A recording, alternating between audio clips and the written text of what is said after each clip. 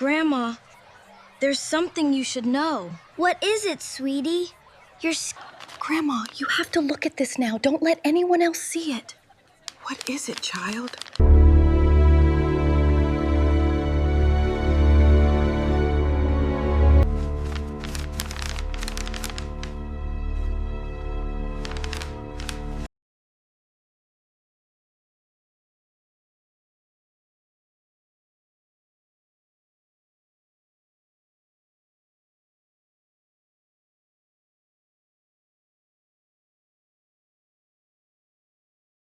The moment.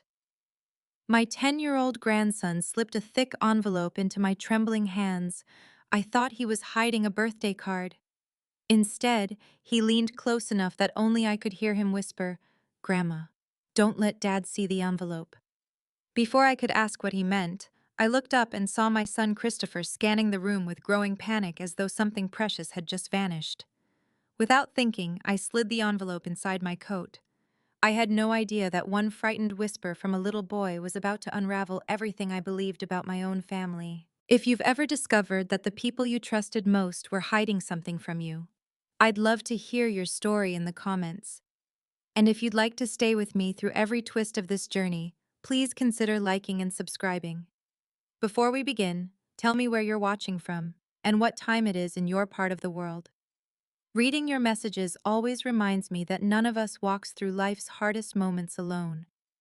I didn't open the envelope that night, not because I wasn't curious. Quite the opposite. Every instinct told me to lock my front door, sit beneath the reading lamp in my living room, and discover why my 10-year-old grandson had looked so terrified. But another instinct, one that had carried me through 42 years of marriage, countless difficult conversations, and 6 lonely years of widowhood, told me to slow down. Fear has a way of making people careless. If Christopher was looking for that envelope, I couldn't afford to become careless. I placed my coat over the back of the dining room chair, exactly where I usually left it after coming home. The envelope remained inside the deep inner pocket. Then I brewed a cup of chamomile tea, turned off the television. I hadn't really been watching, and sat quietly by the kitchen window while the Iowa night settled over my little neighborhood. For the first time in years, I wasn't thinking about what was inside a document. I was thinking about my son. Christopher had always been the dependable one.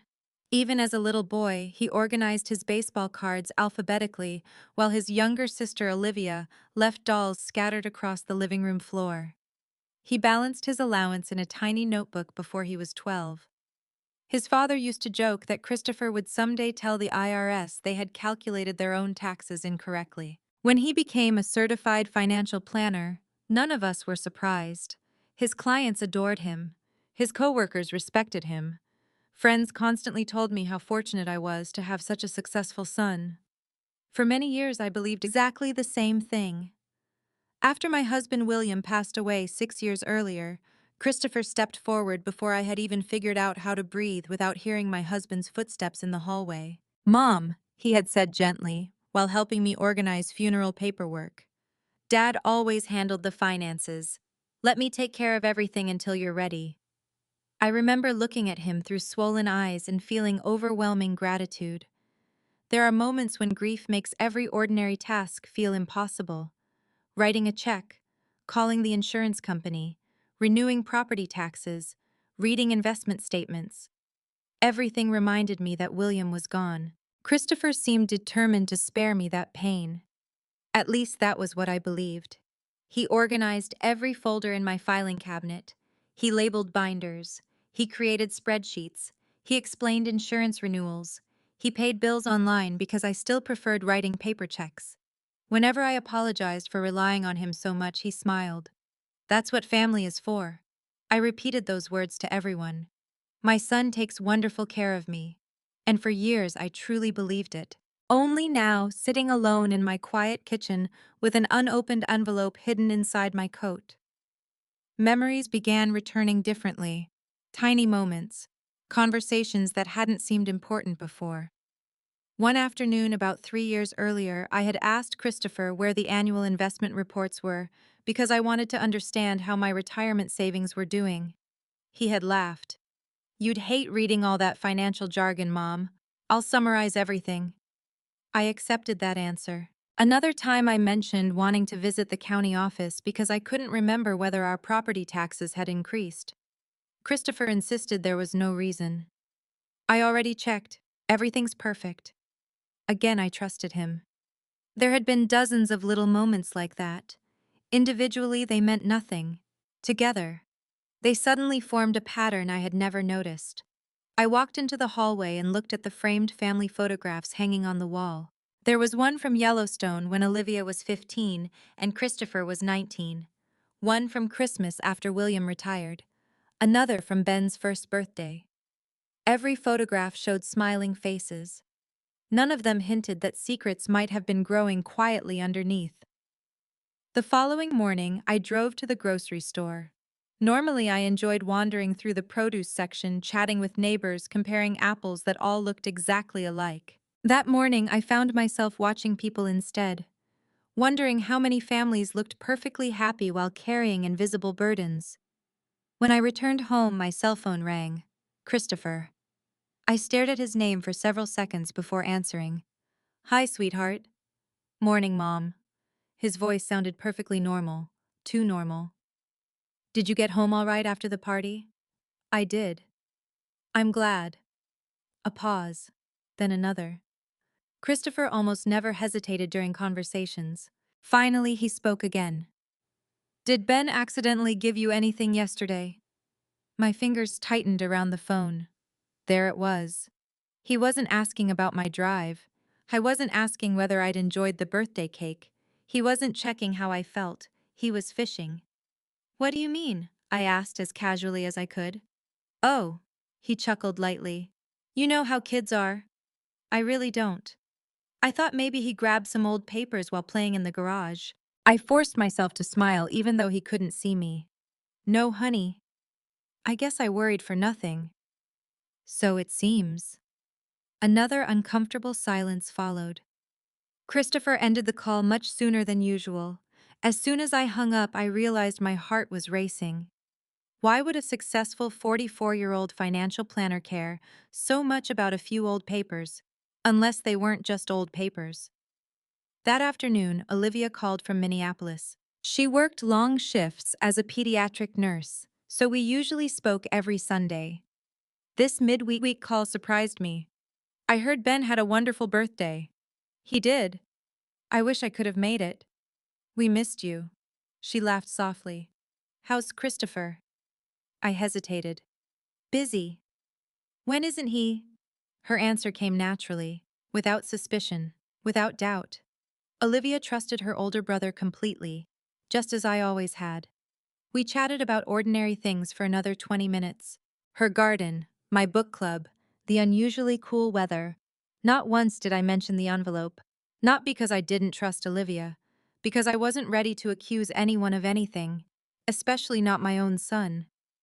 That evening, I decided to organize a bookshelf in the living room to distract myself. As I dusted old novels William had collected over 4 decades, my eyes landed on one of his favorite mysteries. I used to tell me the best detectives solved cases because they paid attention to details everyone else ignored. At the time, I'd always laughed. I could never do that. William would smile. Yes, you could. You notice people. Maybe he had been right, because suddenly another memory returned. Ben. Over the past year, my cheerful grandson had changed. Not dramatically, just enough. He smiled less, watched conversations more. Whenever Christopher entered a room unexpectedly, Ben instinctively looked up before speaking. I had assumed it was simply part of growing older. Now I wasn't so sure. Children often notice truths adults overlook. They don't always understand what they're seeing, but they remember. Then another memory surfaced. Yesterday, during the birthday party. Christopher hadn't actually looked at me very much. Every few minutes, his eyes drifted toward my coat hanging beside the front door. Not my face, not my hands, my coat. At the time, I assumed he was distracted. Now I wondered if he had been searching for something he believed was still inside it. Something Ben had already taken. Something Ben had entrusted to me. I slowly walked to the dining room chair where my coat still hung exactly as I'd left it. The envelope remained hidden inside, untouched, heavy, waiting. I gently placed one hand over the pocket. For the first time since William died, I realized there might be things about my own family that I had never truly understood. And before another sunrise arrived, I knew I would finally have to open the envelope. The envelope sat on my kitchen table for nearly an hour before I finally found the courage to touch it. Outside, the wind rattled the maple tree William had planted the summer Christopher graduated from high school. Its branches scraped softly against the living room window, creating a sound that reminded me of gentle knocking. For one strange moment, I imagined it was William telling me to stop hesitating. "Go on, Sophie," he would have said with that patient smile I missed every single day. The truth doesn't become less true just because we're afraid to look at it. I took a deep breath and carefully opened the worn manila envelope. It wasn't sealed with tape, only tucked closed. Whoever had hidden it had expected someone to open it eventually. The first thing I noticed was the smell. Old paper has a scent unlike anything else, a mixture of dust, ink, and time. These documents had clearly been sitting untouched for years. Inside were several neatly folded stacks. Each bundle had been secured with small paper clips instead of staples, exactly the way William always organized important paperwork. My throat tightened. This was his work. I recognized it immediately. The first document was an investment account statement. I frowned. The financial institution wasn't one I recognized. Neither was the account number. I adjusted my reading glasses and looked again. The account had been opened nearly 18 years earlier. Owner Sophia Elaine Wood. Not William. Not jointly owned. Mine. I stared at the balance, then blinked. Surely I had read it incorrectly. I picked up the paper and held it closer to the lamp. No. The number remained exactly the same. Hundreds of thousands of dollars. I slowly lowered the statement onto the table. My retirement accounts weren't insignificant, but I had never owned an investment portfolio anywhere near this size. How could something like this exist without my knowledge? My hands began trembling. I reached for the second document. It was another statement, then another. Each one showed years of steady growth, annual dividends, interest payments, professional management. The account had never been inactive.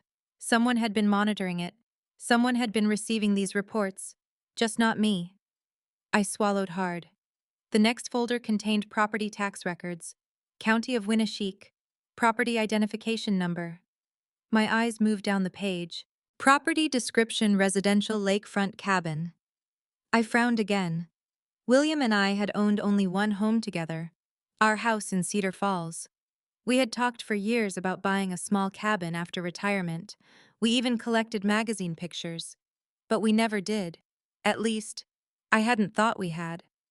The tax records continued for page after page. Every year. Paid in full. No missed payments. Current market assessment far higher than I ever imagined. I leaned back in my chair. The room suddenly felt much smaller. There was only one explanation. William had bought the property, and somehow never told me, or perhaps he had intended to, before illness changed everything. The next item inside the envelope was much thinner, a single folded sheet of cream-colored stationery. My heart recognized it before my eyes did. William's handwriting. His neat cursive hadn't changed even during chemotherapy. I unfolded the letter with shaking fingers. At the top he had written only 3 words. My dearest Sophia. Tears immediately blurred my vision. For several minutes I couldn't continue reading. It had been 6 years since I had seen him write my name. After wiping my eyes, I tried again. My dearest Sophia. If you are reading this letter, then something happened before I could place these papers into your hands myself. I hope that never became necessary, but life has taught me that hope should always travel beside preparation. I stopped again. That sounded exactly like William. Practical, gentle, always planning ahead without surrendering to fear. I continued. I have never hidden anything from you because I wanted secrets between us. If I hid this, it was because I wanted to protect you until I could explain everything myself. A lump formed in my throat. He knew. Somehow. He had known circumstances might prevent that conversation. The letter continued. Years ago, Richard Bennett helped me establish investments and purchase the lake cabin. Neither was meant to surprise you forever. They were meant to become our retirement together.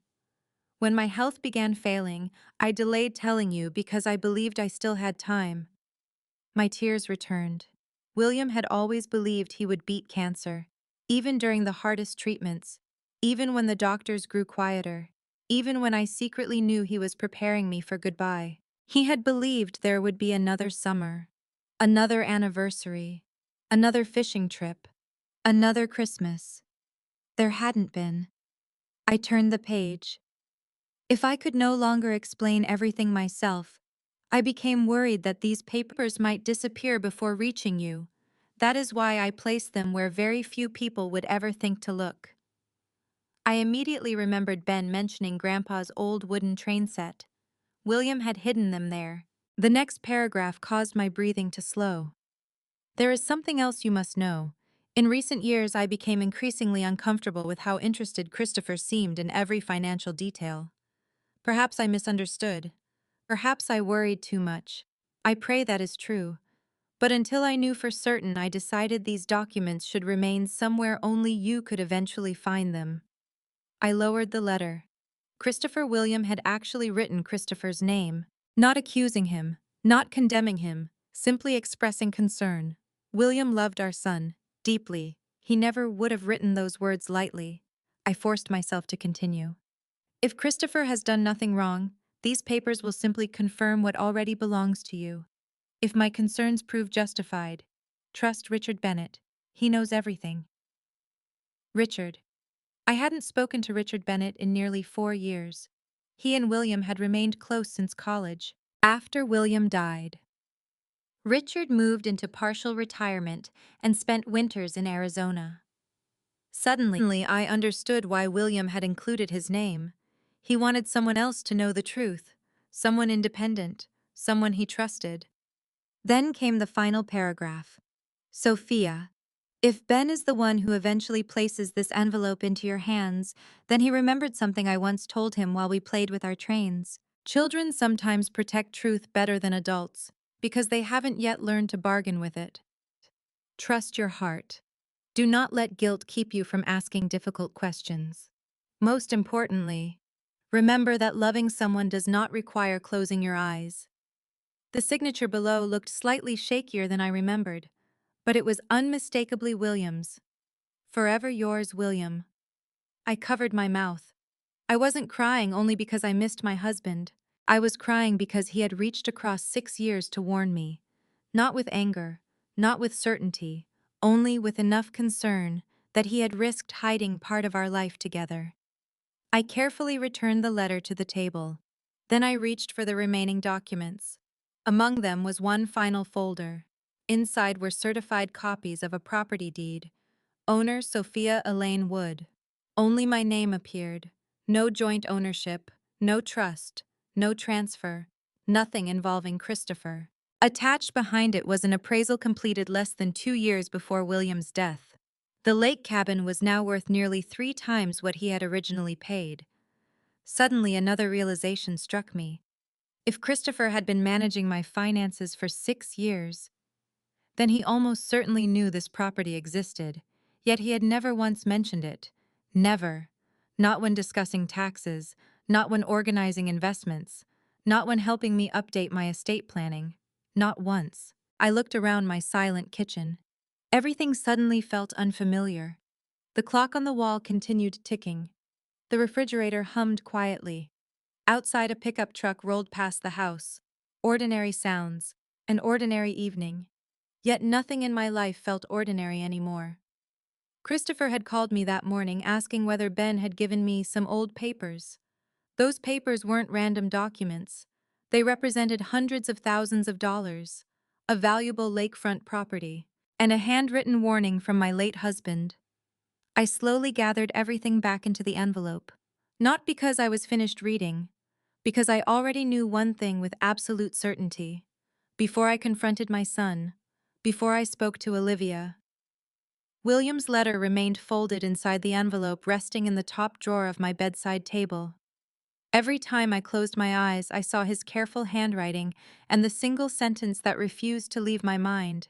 If Ben is the one who eventually places this envelope into your hands, why Ben, out of everyone in our family?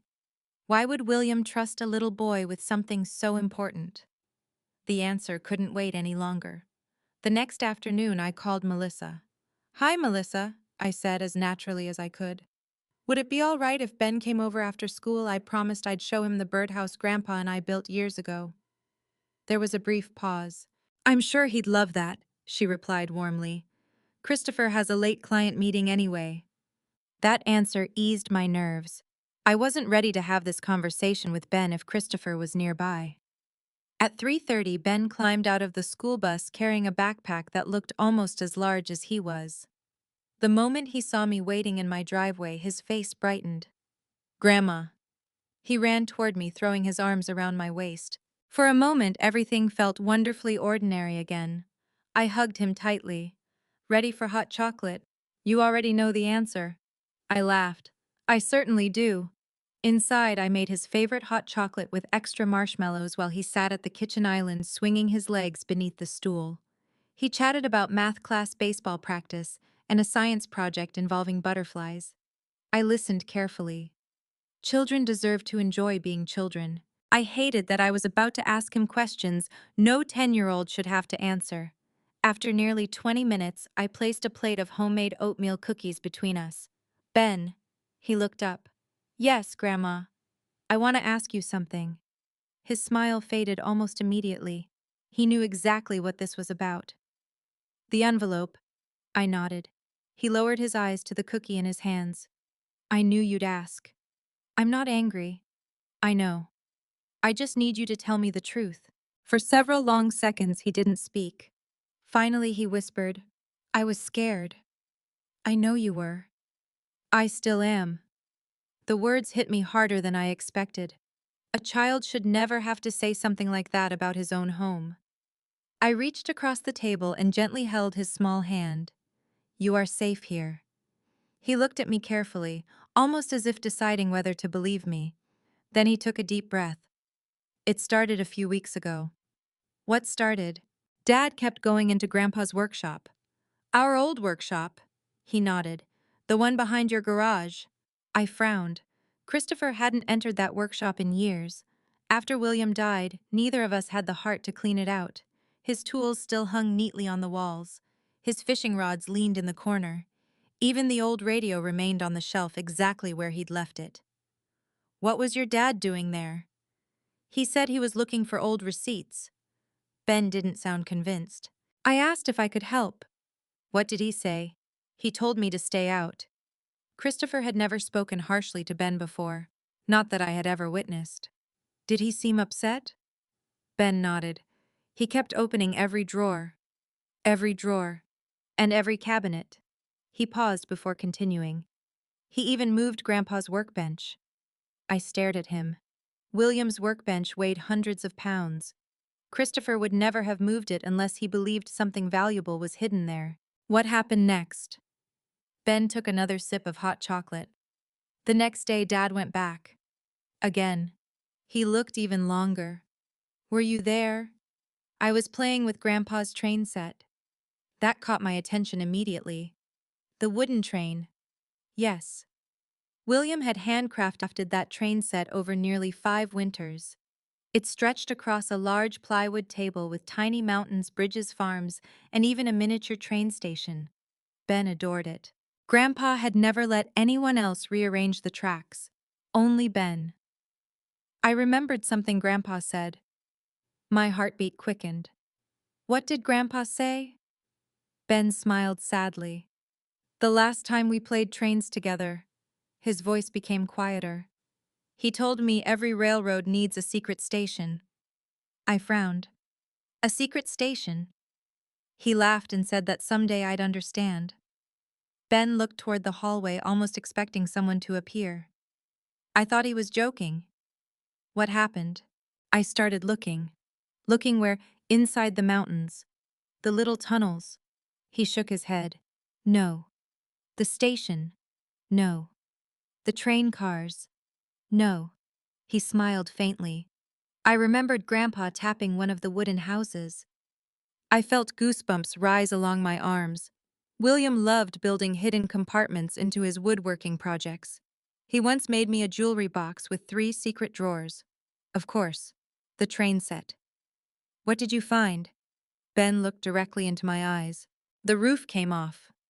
I could almost picture William smiling while designing it. Inside the little house, he nodded, there was a tiny box, and inside the box, the envelope. My breathing slowed. William had hidden it so cleverly that even Christopher hadn't found it after searching the workshop multiple times. What did you do? I opened the little box. Did you open the envelope? He quickly shook his head. No. Why not? Because Grandpa wrote your name on it. My heart swelled. Even at 10 years old, Ben understood that some things belonged to someone else. I put it in my backpack. What made you decide that? His expression changed. He looked frightened again. Because, he hesitated. It's okay. I heard Mom and Dad arguing that night. I froze. They were arguing. He nodded slowly. Dad was mad. What did he say? Ben repeated the words almost exactly. It has to be somewhere in that workshop. Dad wouldn't have destroyed it. Christopher had called William Dad. That meant the conversation was genuine, not something Ben had misunderstood. What did your mother say? She asked him to stop. What exactly did she say? Ben closed his eyes, trying to remember. Chris, if your mother ever finds out. He stopped. What happened then? Dad got louder. Ben looked embarrassed. I wasn't supposed to listen. You don't have to apologize. I heard him say, his voice dropped to barely a whisper. She can never see those papers. The kitchen suddenly felt colder. Christopher hadn't simply been searching, he had been desperate. Ben continued. Mom asked what would happen if you found them. What did your dad say? He swallowed. Then everything falls apart. Silence settled between us. I couldn't hear anything except the ticking kitchen clock. Everything falls apart. Not Mom will be confused. Not those papers are old. Everything falls apart. Those were not the words of an innocent man. I squeezed Ben's hand. What happened after that? I couldn't sleep. So you went back the next morning? To the workshop? Yes. I took the envelope home. Were you afraid your dad would find it? He nodded. I hid it inside my closet. For how long? Until my birthday. I stared at him. You waited almost 2 weeks. I didn't know what to do. Why didn't you tell your mom? He looked down. She always believes Dad. That answer broke my heart. Children notice far more than adults realize. They know who listens. They know who believes them. They know where it feels safe to tell the truth. So you decided to wait until I came? He nodded. I knew Grandpa wanted you to have it. How? Ben smiled through watery eyes. Because he told me. My breath caught. He actually told you. One day, we were fixing the train tracks. What did he say? Ben repeated every word slowly. Ben, sometimes grown-ups make mistakes because money makes them forget who they are. I felt tears filling my eyes. If I ever can't give Grandma something important myself, Ben's voice cracked. Promise me you'll help her. You promised him. I did. Did Grandpa tell you what was inside? No. Did he say why? He only smiled. Bun looked at me with the same honest eyes William had loved so much. He said, one day you'll understand that protecting someone isn't always about being strong. Sometimes it's about being brave enough to tell the truth. I reached across the table and wrapped my grandson in my arms. He began crying against my shoulder. So, did I do the right thing, Grandma? I held him tighter. Yes. Even if Dad gets mad. I closed my eyes. You did exactly what your grandpa hoped you would do. He sniffled. I didn't want anyone to get hurt. I know. I just wanted you to have what belonged to you. I kissed the top of his head. At that moment I understood something William had realized long before I ever had. He hadn't hidden the envelope because he distrusted everyone. He had hidden it because he trusted one person completely. Not an attorney, not a banker, not even me. A little boy whose heart was still too honest to choose silence over truth. As Ben sat quietly beside me finishing the last of his hot chocolate, I realized my next step had become unmistakably clear. William had trusted Ben. Now it was my turn to trust the man whose name appeared in that letter, Richard Bennett. Because somewhere beyond that envelope lay answers neither Ben nor I could uncover alone, and I had a feeling Richard had been waiting years for this conversation. I called Richard Bennett the following morning just after 9. I hadn't spoken to him in almost 4 years. After William passed away, Richard spent every winter in Arizona and most summers traveling with his wife in their RV. We exchanged Christmas cards and the occasional birthday message, but life had quietly carried us in different directions. Still, when he answered the phone, his voice sounded exactly as I remembered. Sophia. There was genuine surprise in his tone. It's been too long. It certainly has, I replied. I hope I'm not calling at a bad time. Not at all. Mary and I got back from Arizona last week. Is everything all right? I looked at the envelope lying beside my coffee mug. No. A long silence followed. Can you come over? I asked. Of course. I I found something William left behind. Richard didn't answer immediately. When he finally spoke, his voice had become noticeably quieter. I'll be there in 45 minutes. The drive from his farmhouse to my house normally took closer to an hour. He must have left almost immediately. That alone told me William's letter hadn't exaggerated Richard's importance. I spent the next half hour arranging every document neatly across my dining room table. Investment statements on one side, property records on the other. William's letter remained folded separately. I wasn't sure why. Perhaps because reading it again still hurt too much. At exactly 9:47, Richard's old silver pickup pulled into my driveway. He looked older than I remembered. His hair had turned almost completely white, and he walked a little slower than he used to, but his eyes remained remarkably sharp. The moment he stepped inside, he embraced me. I've missed you, he said softly. I've missed you too. His smile faded as soon as he noticed the envelope. So, you know what this is? I think I do. I gestured toward the dining room. Please. Richard removed his glasses, cleaned them carefully with a handkerchief, then sat across from me. For several moments, he simply looked at the documents without touching them. Finally, he exhaled. He really hid them. You knew? I knew he intended to. I felt my pulse quicken. You mean William actually told you? Richard nodded slowly. About 3 months before he died. I stared at him. Why didn't you ever tell me? His expression became filled with regret. Because he made me promise. That answer frustrated me more than I expected. He promised me he'd explain everything himself. Richard looked toward the window. He truly believed he would. I knew that was probably true. William never accepted that cancer would win. Even during his final week, he talked about planting tomatoes the following spring. He said if he recovered, Richard continued, he'd laugh about how overly cautious he'd been. And if he didn't, Richard looked directly into my eyes. He told me not to interfere unless you came to me first. I slowly sank back into my chair. So you've been waiting all these years? Yes. And wondering whether I'd ever learn the truth. He nodded once. I prayed you never needed to. Neither of us spoke for a while. Finally, Richard picked up the oldest investment statement. I remember this account. You helped him open it. I did. Why was it only in my name? He smiled sadly. Because William insisted. What did he say? Richard laughed quietly despite the seriousness of the conversation.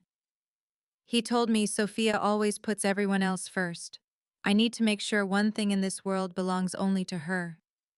Tears immediately welled in my eyes. That sounded exactly like my husband.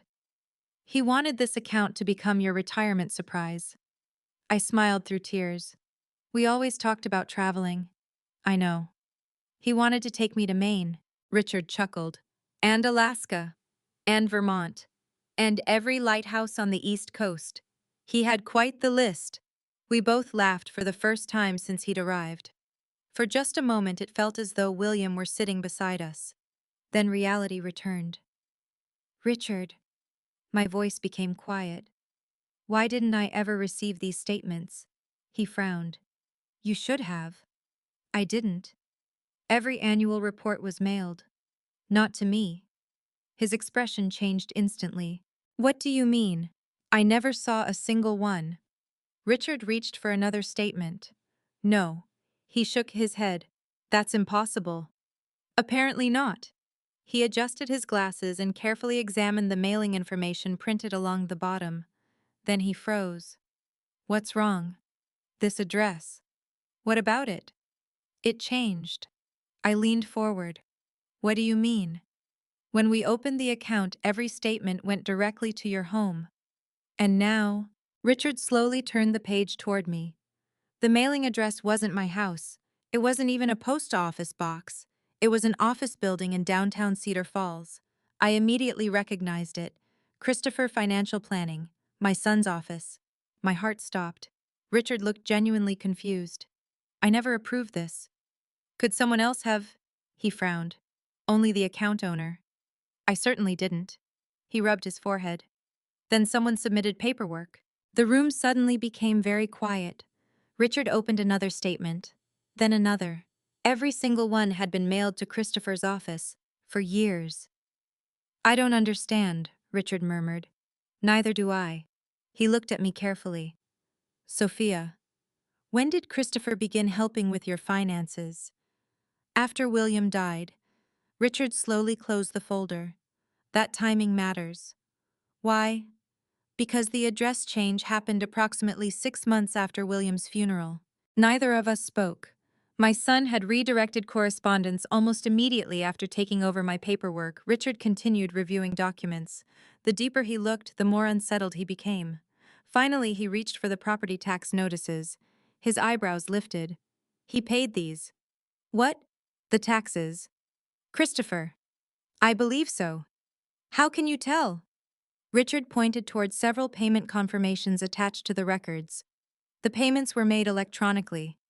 So, the confirmation numbers belong to the same banking institution Christopher's advisory firm has always used. I stared at the page. So he knew. Richard didn't answer immediately.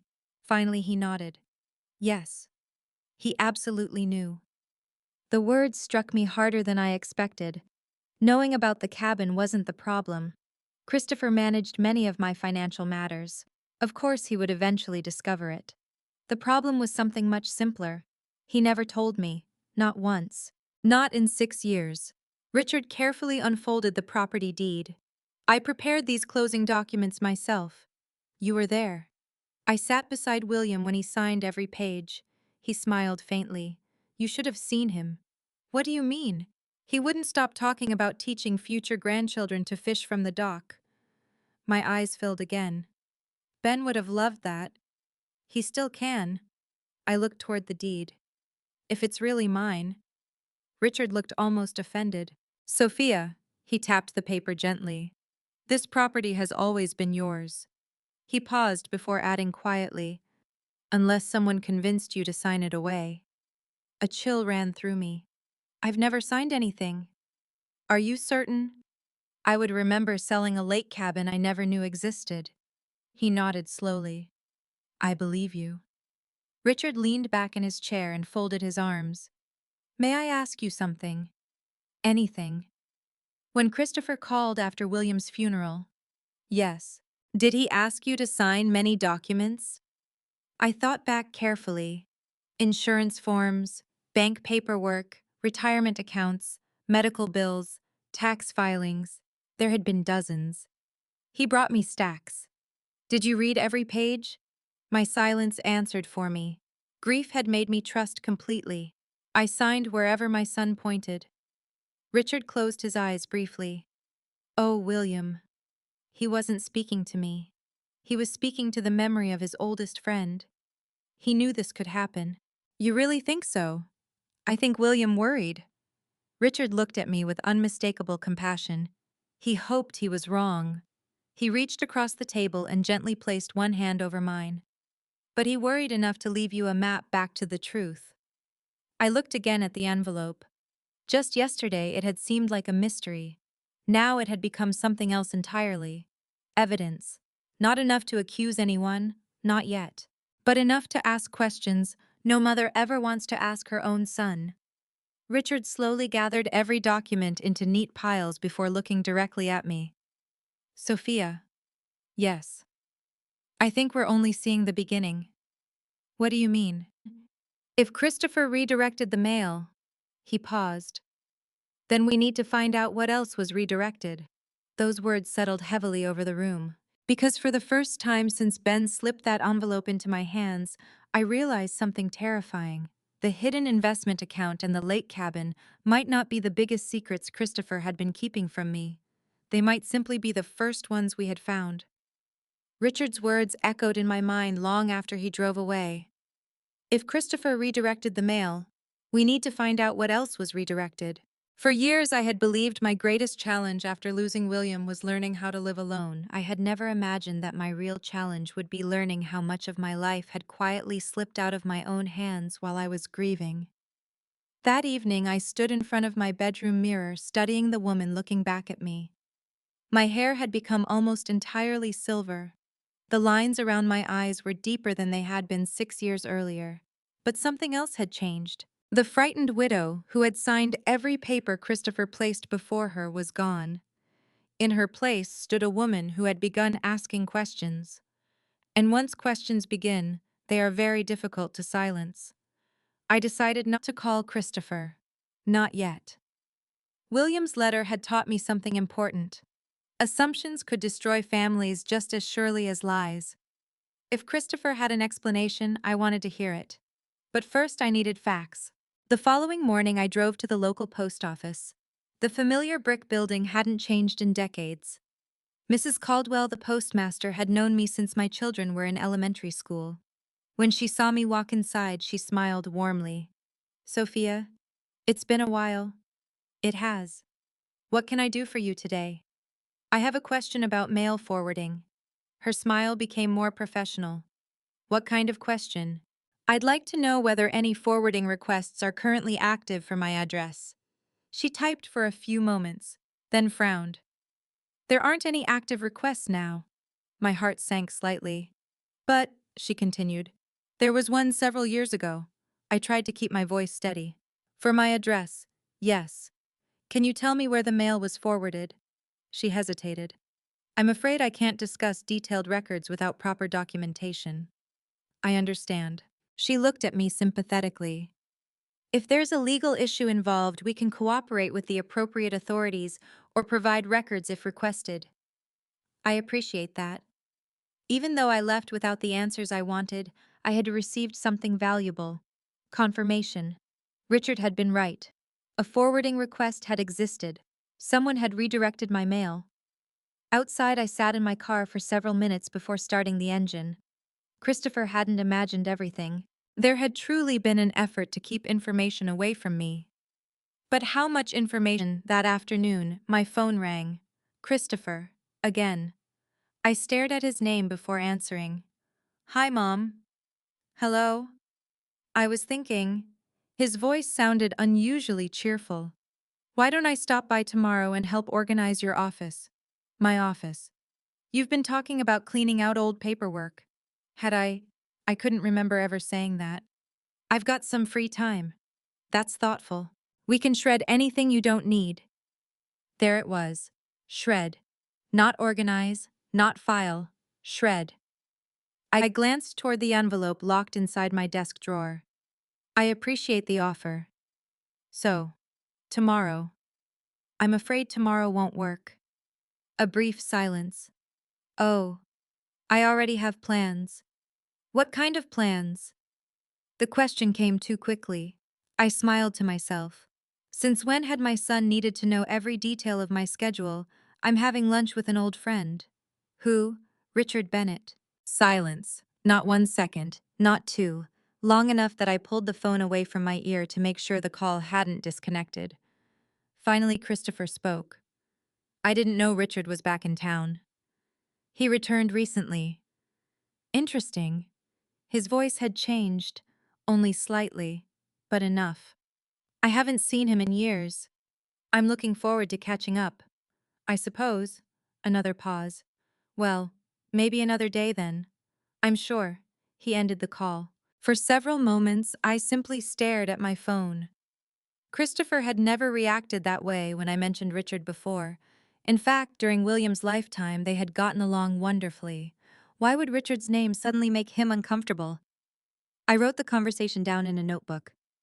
William always believed memories became clearer when written immediately. That notebook quickly became my companion.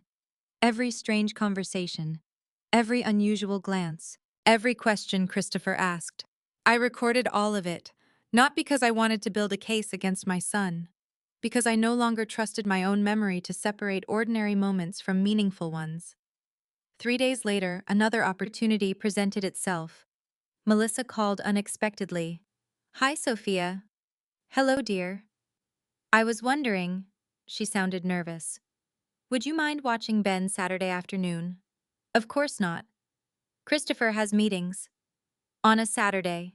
He says they're important. I hesitated. Is everything all right? Yes. The answer came too quickly, almost rehearsed. I just thought Ben would enjoy spending time with you. I always enjoy spending time with him. When Saturday arrived, Ben burst through my front door carrying his favorite baseball glove. I brought Grandpa's glove too. William's old leather glove still fit Ben surprisingly well. We spent nearly an hour throwing a baseball in my backyard. Watching him laugh made it almost impossible to believe he had carried such a heavy secret alone. After lunch, while he worked on a puzzle at the dining room table, I casually asked, "How's your dad?" Ben's hand stopped moving. "Busy. Still." He nodded. "He goes to Grandpa's workshop a lot." I felt my stomach tighten. He still goes there almost every weekend. What does he do? I don't know. Have you asked? He tells me to play somewhere else. That didn't fit. Christopher believed the envelope was gone. Why keep searching unless... He wasn't looking only for the envelope anymore. Maybe William had hidden something else. The thought lingered all afternoon. When Melissa arrived to pick Ben up, she looked exhausted. Dark circles rested beneath her eyes. She smiled politely, but it didn't reach her face. "Thank you for watching him." "My pleasure." She looked around my living room, almost nervously. "Sophia." "Yes." "I wanted to ask." She hesitated. "Have you found anything unusual lately?" My pulse quickened. "What do you mean?" "Oh," she forced a small laugh. "I was just thinking about all the old things William collected." "He certainly collected plenty," she nodded. "Christopher says he left boxes everywhere." "Some." "I suppose you'll eventually go through all of them." "I imagine I will." She looked disappointed, almost relieved, at the same time. The contradiction didn't escape me. Before leaving, she hugged me tightly, longer than usual. As she stepped back, she quietly whispered, "Take care of yourself." The words sounded less like a goodbye, and more like a warning. That night, I replayed every conversation in my head. Christopher wanted access to my paperwork. He asked about the envelope. He reacted strongly when I mentioned Richard. Melissa seemed frightened. Ben said Christopher continued searching the workshop. The pieces still didn't fit together. But one thing had become painfully clear. Neither Christopher nor Melissa knew how much I had already discovered. That uncertainty gave me one small advantage, and I intended to keep it. The next morning, I unlocked William's old desk in the workshop for the first time since his funeral. Dust floated through the sunlight streaming across the room. His tools remained perfectly organized. His woodworking apron still hung from the same hook. Everything looked exactly as he had left it. I slowly walked toward the handcrafted train set. Ben had shown me where the tiny hidden compartment had been. I removed the miniature roof exactly as he described. The compartment was empty now. But as I gently ran my fingers along the inside of the wooden box, I noticed something unusual. There were faint scratch marks along the back panel. Not natural wear, not accidental. Someone had reached inside repeatedly. Someone searching in desperation. I leaned closer. The back panel didn't seem quite flush with the rest of the compartment, almost as though there might be another hidden space behind it. My heart began beating faster. Christopher had searched this workshop. Ben had found only one envelope. But William had been a master craftsman, a man who loved hidden compartments. Standing alone in the quiet workshop, I suddenly wondered whether my husband had hidden far more than a single envelope. And if that was true, Christopher might not have been searching for what Ben had already found. He might still be searching for something neither of us had discovered yet. I stood motionless in William's workshop, my fingertips resting against the tiny wooden compartment hidden beneath the miniature train station. The scratch marks weren't random. Someone had been reaching inside repeatedly, probably using a pocket knife or a small screwdriver. The wood around the edges had been nicked just enough to suggest impatience. Christopher. I couldn't prove it. Not yet. But I could almost picture him standing exactly where I was now, pulling out drawers, lifting floorboards, opening cabinets, convinced there was something else hidden inside the workshop. I reached for the small flashlight William always kept hanging beside the workbench. Amazingly, the batteries still worked. Kneeling beside the train table, I examined the compartment more carefully. The back panel looked slightly darker than the surrounding wood. William had loved puzzles. Whenever he built furniture, he hid tiny surprises inside secret drawers and jewelry boxes, false bottoms in keepsake chests and sliding panels that could only be opened if you knew precisely where to press. He used to tell Ben, "A good craftsman hides beauty where only patient people will find it." I smiled sadly at the memory. Then I pressed gently against one corner of the compartment. Nothing happened. I tried another. Still nothing. After several minutes, I leaned back and laughed quietly. "If you're watching this, William," I whispered, "you're probably enjoying every second." Just then my phone vibrated. It was Richard. "Sophia, I was just thinking about you." "I've been thinking about those documents all morning." "So have I." "I found something in my old files." I immediately straightened. "What is it?" "I think it's better if I show you." "Can you come over?" "I'm already on my way." 25 minutes later, Richard walked into the workshop carrying an old leather briefcase that looked almost as old as our friendship. He looked around slowly. "I haven't been in here since—" He stopped. "Since William died." I nodded. "Neither has anyone else. Except Christopher. So Ben says." Richard walked toward the train table. His expression softened. "I remember helping William carry this inside." "You do?" "He worked on it for nearly 5 years," Richard smiled. "I wanted every grandchild to believe tiny trains were magical." They certainly did. I showed him the hidden compartment. He leaned closer. "Interesting. What do you see?" He ran one finger along the edge. "These scratches are recent." "You think so?" "I'd bet my retirement on it." He examined the wood from several angles before gently pressing against the roof of the tiny station. A soft click echoed through the workshop. I stared at him. "How did you know?" Richard chuckled. "William showed me once." My eyes widened. "He did. He couldn't resist." Richard carefully slid the rear wall of the compartment sideways. A narrow panel quietly opened. Behind it was nothing. An empty space no larger than a paperback book. I couldn't hide my disappointment. "It used to hold something," Richard said. "You can tell." He pointed inside. "See the dust outline?" I leaned closer. There was indeed a clean rectangular shape surrounded by years of settled dust. Something had rested there for a very long time. "What do you think it was?" "I honestly don't know." "Would William have told you?" Richard slowly shook his head. "No. He trusted you." "He trusted me with some things." Richard smiled sadly. "But not everything." We carefully searched the rest of the train set. Tiny bridges, wooden houses, miniature tunnels. Every hidden compartment William had built.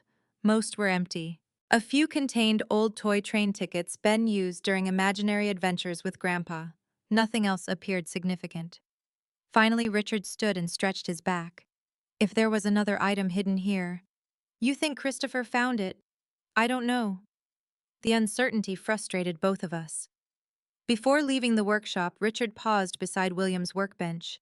His eyes settled on an old framed photograph sitting on the shelf. It showed the four of us decades earlier. William, Richard, me, and little Christopher at a fishing tournament. Christopher couldn't have been more than 12. He was grinning proudly while holding a bluegill almost as large as his face. Richard sighed. He was a good kid. I know. I keep asking myself where things changed. So do I. Richard didn't answer immediately. Finally, he spoke very quietly. Sometimes people don't change all at once. What do you mean? They compromise. Little by little. One decision. Then another. Until eventually they don't recognize themselves anymore. His words lingered with me long after he left. That evening, I decided to organize the filing cabinet in my home office. Not because I expected to discover dramatic evidence, because I suddenly realized I had never actually looked through my own records. Christopher had always done it for me. The realization embarrassed me. How had I become so dependent? Drawer after drawer contained neatly labeled folders. Insurance, medical records, property taxes, retirement income. Everything appeared perfectly organized, too perfectly. Near the back of the bottom drawer, I found a thin folder labeled Closed Accounts. I didn't remember creating it. Inside were several account closure confirmations from years earlier. One immediately caught my attention. It referenced a savings account William and I had opened shortly after Olivia was born. The account balance had been transferred. Transferred where the paperwork didn't say, only that the account had been voluntarily closed. Voluntarily. I frowned. Neither William nor I had ever discussed closing it. I made a note in my notebook. Question: who closed the account? The next document concerned an old certificate of deposit, also closed. Again, the destination of the funds wasn't listed. Perhaps everything had been handled properly, perhaps not. At this point, I refused to guess. Facts first, conclusions later. As I closed the drawer, someone knocked on my front door. I wasn't expecting visitors. When I opened it, Melissa stood on my porch. Alone. She looked exhausted. Her eyes were red as though she hadn't slept. Melissa, I'm sorry for coming without calling. It's all right. May I come in? Something about her voice immediately told me this wasn't a social visit. We sat in the living room. For several moments, neither of us spoke. Finally, she looked directly at me. Sophia. Yes. I need to ask you something. I waited. Did Ben give you anything at his birthday party? My heart skipped. I kept my expression calm. Why do you ask? She looked down at her hands. Because Christopher hasn't stopped talking about it. He has, she nodded. He keeps saying your workshop is missing something. I see. He asked Ben several times whether he'd found anything. That surprised me. He questioned Ben. Melissa closed her eyes. I told him to stop. A wave of sympathy washed over me. She looked trapped between protecting her husband and protecting her child. I don't know what's happening anymore, she admitted quietly. Christopher wasn't always like this. I know. He barely sleeps. He checks old files constantly. He goes to your workshop whenever he thinks no one is watching. She swallowed hard. And last week, her voice trembled. I caught him searching through Ben's bedroom. I stared at her. He searched Ben's room. She nodded. He thought Ben had hidden something. My heart broke. William had been right. Ben hadn't imagined any of it. Melissa looked at me with tears filling her eyes. I don't know what he's looking for. But whatever it is, she paused. I'm afraid he's becoming someone neither Ben nor I recognize.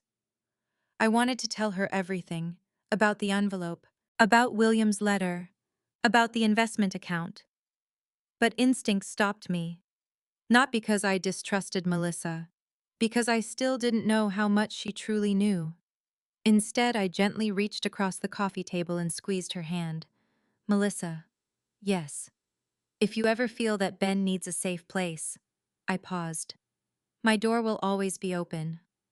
She burst into tears. Not loud sobs, just quiet tears of overwhelming relief. When she finally stood to leave, she hugged me tightly. As she reached the front door, she stopped. Without turning around, she said something that sent a chill through my entire body. Sophia. Yes. If Christopher asks whether I came here. She hesitated. Please don't tell him. The front door closed softly behind her. I remained standing in the hallway long after her car disappeared down the street. Because one thing had become unmistakably clear. Christopher wasn't just hiding the past anymore. He was frightening the people who loved him most. And whatever secret he believed was still hidden, he was becoming more desperate with every passing day. Melissa's visit stayed with me long after she drove away. She hadn't defended Christopher. She hadn't accused him either. Instead, she had looked like someone carrying a burden too heavy to bear alone. For the first time since this nightmare began, I realized there were more victims than I had allowed myself to see. Bun had been frightened, Melissa was exhausted, and somewhere beneath all the unanswered questions, my son seemed to be unraveling under the weight of whatever secret he had spent years trying to protect. That realization didn't excuse anything, but it reminded me that the truth is rarely as simple as good people versus bad people. Sometimes it is about one terrible decision that demands another until the lies become too large to escape. The following Monday, Richard called before breakfast. I've been thinking, he said without any greeting. So have I. I want to take a drive. Where?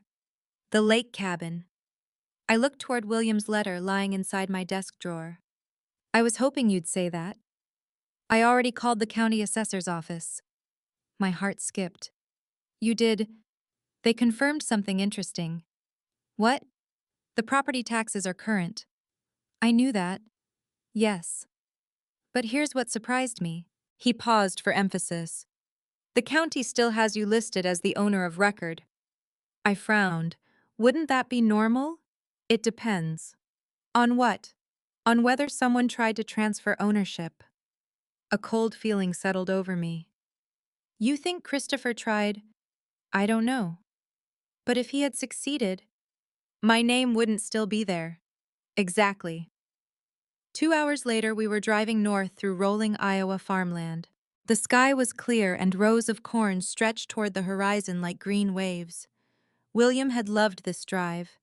Every autumn we packed sandwiches, stopped at roadside fruit stands, and argued about whether maple trees or oak trees were prettier in October. I smiled despite myself. Even now, grief had a way of placing beautiful memories beside painful ones. After nearly 90 minutes, Richard slowed the truck. There. The cabin appeared through the trees. It was smaller than I expected. A modest cedar structure overlooking a quiet lake, a wide wooden porch wrapped around the front. Blue shutters framed the windows. Wildflowers had grown along the path leading to the front steps. For several seconds I couldn't move. It's beautiful. Richard smiled softly. William thought so too. I've never seen it. I know. He reached into the glove compartment and removed an old brass key. He asked me to keep this. My eyes widened. You've had the key all this time, he insisted. Richard handed it to me. It belongs to you. The key felt unexpectedly heavy, not because of its weight, because of what it represented. William had built an entire future for us here, one I had never known existed. The lock turned smoothly. The door opened with a soft creak. Sunlight spilled across polished pine floors. Dust floated through the still air, but everything remained remarkably well preserved. A stone fireplace dominated the living room. Books lined built-in shelves. A faded quilt rested across the sofa. It didn't feel abandoned. It felt paused, as though William and I had simply stepped outside for a walk and forgotten to come back.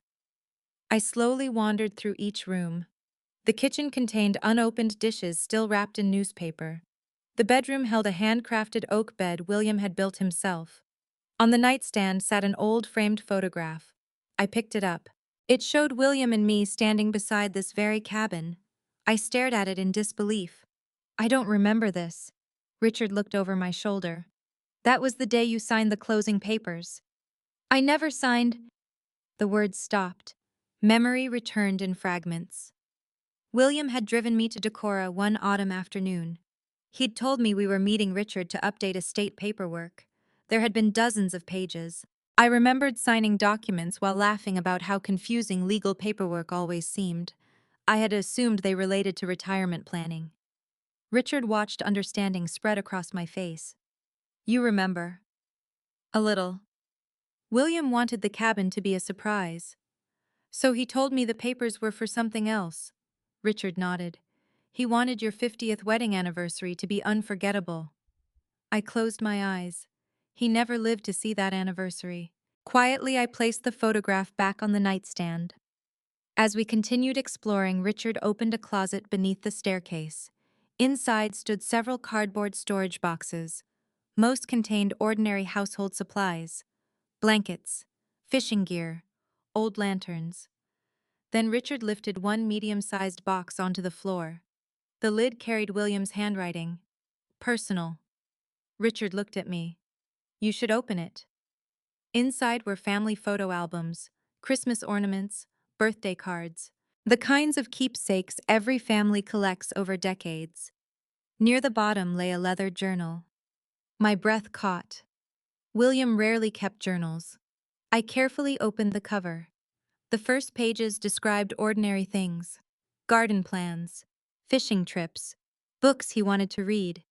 But several entries during his illness were different, much different. One sentence immediately caught my attention. Today, Christopher insisted on reviewing every investment statement again.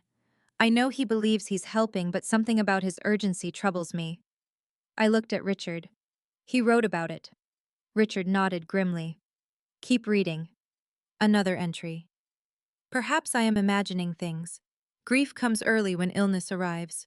Still, I have decided to separate several assets until I understand why Christopher keeps asking the same questions. I swallowed hard. William hadn't accused our son. He had doubted himself, even while documenting his concerns. Several pages later, another sentence stopped me cold. Christopher offered to have me sign several financial forms while I was heavily medicated today. I asked him to return another time. My hands began trembling. I never knew. No. Richard's voice was quiet. He never wanted you worrying while he was still alive. I continued reading. The final entry, written only weeks before William's death, was painfully short. If I am wrong about Christopher, I pray Sophia forgives my caution. If I am right, I pray she discovers the truth before it's too late. I closed the journal. Tears blurred everything. Richard rested one hand gently on my shoulder. He loved both of you. I know.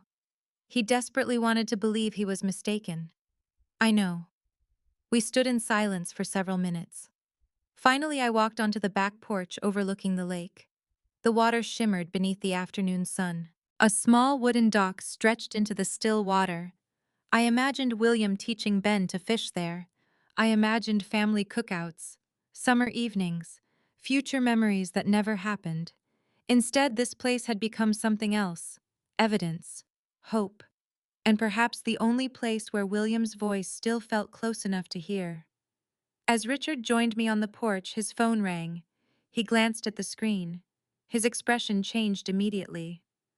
What is it? I asked. He answered the call. Hello.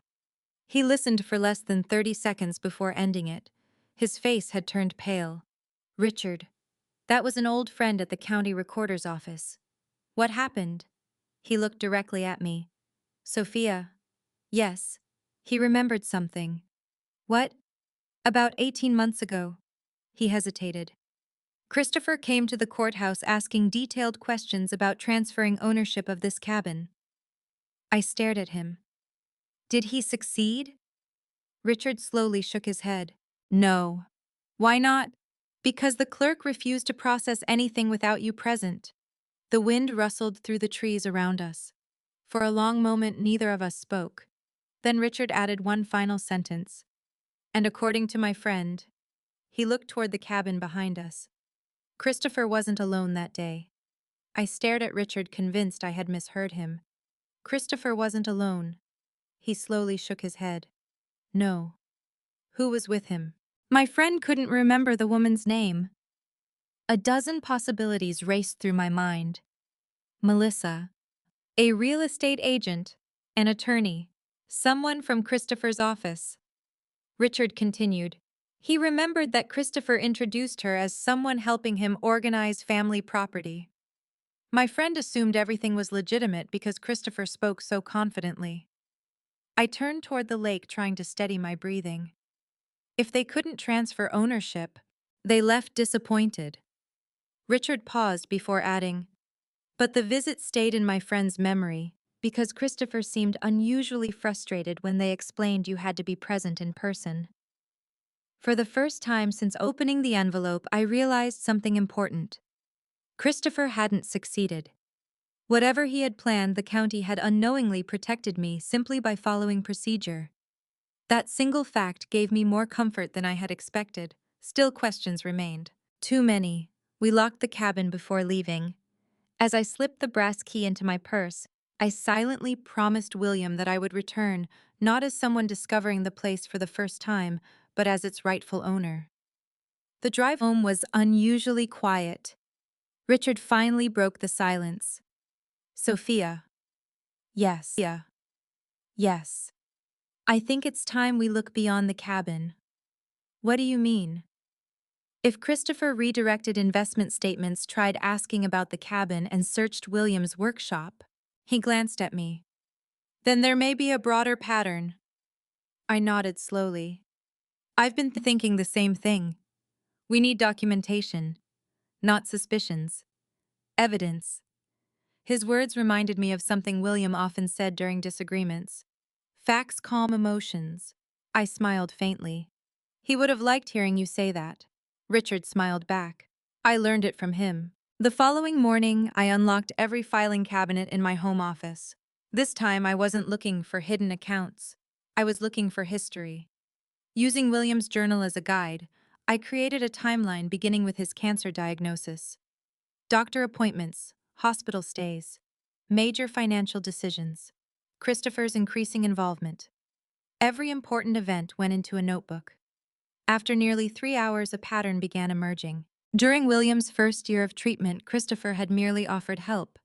By the second year, he handled almost every financial conversation. By William's final months, nearly every bank statement, insurance letter, and investment report passed through Christopher first. At the time, it had seemed compassionate. Now I wondered whether compassion had slowly become control. There was a knock at my front door. I wasn't expecting anyone. When I opened it, Olivia stood there holding an overnight bag. Surprise! I blinked. Olivia, she hugged me tightly. I took 2 vacation days. You drove all the way from Minneapolis. I did. What happened? She looked at me carefully. You sounded different on the phone. I did. You've sounded worried for weeks. I hadn't realized it. Perhaps daughters notice changes their mothers cannot hide. We settled into the kitchen with coffee. For a while, we talked about ordinary things. Her hospital, my garden, Ben's baseball season. Finally, she reached across the table. Mom. Yes. What's really going on? I looked at her for a long time. I trusted Olivia. But once I told her the truth, there would be no returning to the comfortable illusion that our family had always been exactly as it appeared. Slowly, I stood and retrieved the envelope from my desk. When I placed it on the table, her expression immediately changed. What is this? I need you to promise something. Anything. Don't interrupt until you've seen everything. She nodded. Over the next hour, I showed her William's letter, the investment statements, the deed to the lake cabin, Richard's notes, my own timeline. Olivia barely spoke. She simply kept reading. Occasionally, she wiped away tears. When she reached the final page of William's letter, she closed her eyes. Dad wrote this. He did. She looked at me in disbelief. And Christopher never told us. No. She stood abruptly and walked to the window. For several minutes, she stared into the backyard. Finally, she spoke. I don't understand. Neither do I. My brother isn't. She stopped herself. I don't even know what to say. You don't have to defend him. I'm not. Her voice cracked. I'm trying to understand how we got here. I understood exactly what she meant. Christopher wasn't simply my son, he was also her older brother. The boy who taught her to ride a bicycle, the teenager who walked her home after school, the young man who proudly stood beside her at her nursing school graduation. How do you reconcile those memories with the evidence sitting on a kitchen table? Olivia turned back toward me. When did you first suspect something? The day Ben handed me the envelope. She frowned. Ben. I told her everything. His whisper, the workshop, the hidden compartment, the conversations he overheard, Melissa's visit. By the time I finished, Olivia looked physically ill. I had no idea. I know. I thought Christopher was helping you. So did I. She covered her face with both hands. I feel awful. This isn't your fault. No. Her voice was barely audible. I should have paid more attention. I reached across the table and squeezed her hand. We all trusted him. Another long silence followed. Finally, Olivia looked at the notebook I had been filling. What's this? My timeline. She opened it. Page after page contained dates, conversations, account numbers, and observations. She nodded slowly. This is good. You think so? As a nurse, I've learned memories fade. She looked up.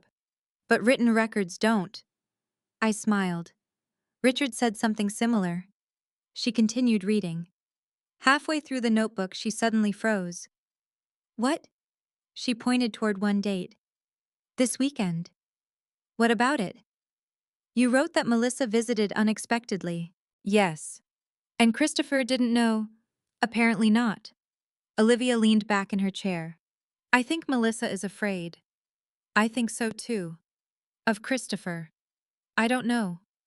Or maybe, she hesitated, of what happens when the truth finally comes out. That possibility had never occurred to me. Maybe Melissa wasn't helping Christopher anymore. Maybe she was simply trapped beside him. Just then my cell phone buzzed. Christopher. Olivia glanced at the screen. Are you going to answer? I think I should. I accepted the call. Hi, Christopher. Mom. His voice sounded strained. I stopped by your house yesterday. I wasn't home. I noticed. A pause. I've been trying to reach Richard. I exchanged a quick glance with Olivia. Have you? He isn't answering. I'm sure he's busy. Christopher laughed softly, though there wasn't much humor in it. I suppose. Another pause. Mom? Yes. If anyone tells you strange stories about Dad's finances, my heartbeat quickened. Please talk to me first. I remained silent. He continued. There are things you don't understand. I agree. So promise me. I'll always listen to you, Christopher. That's not what I asked. His tone had sharpened. For the first time in my life, I heard impatience instead of confidence in my son's voice. I'll listen, I repeated calmly, but I won't promise to ignore facts. Silence. When he finally spoke again, his voice had become almost pleading. Mom. I've been trying to protect this family. Before I could respond, he ended the call. Olivia slowly lowered her coffee cup. He sounds scared. Yes.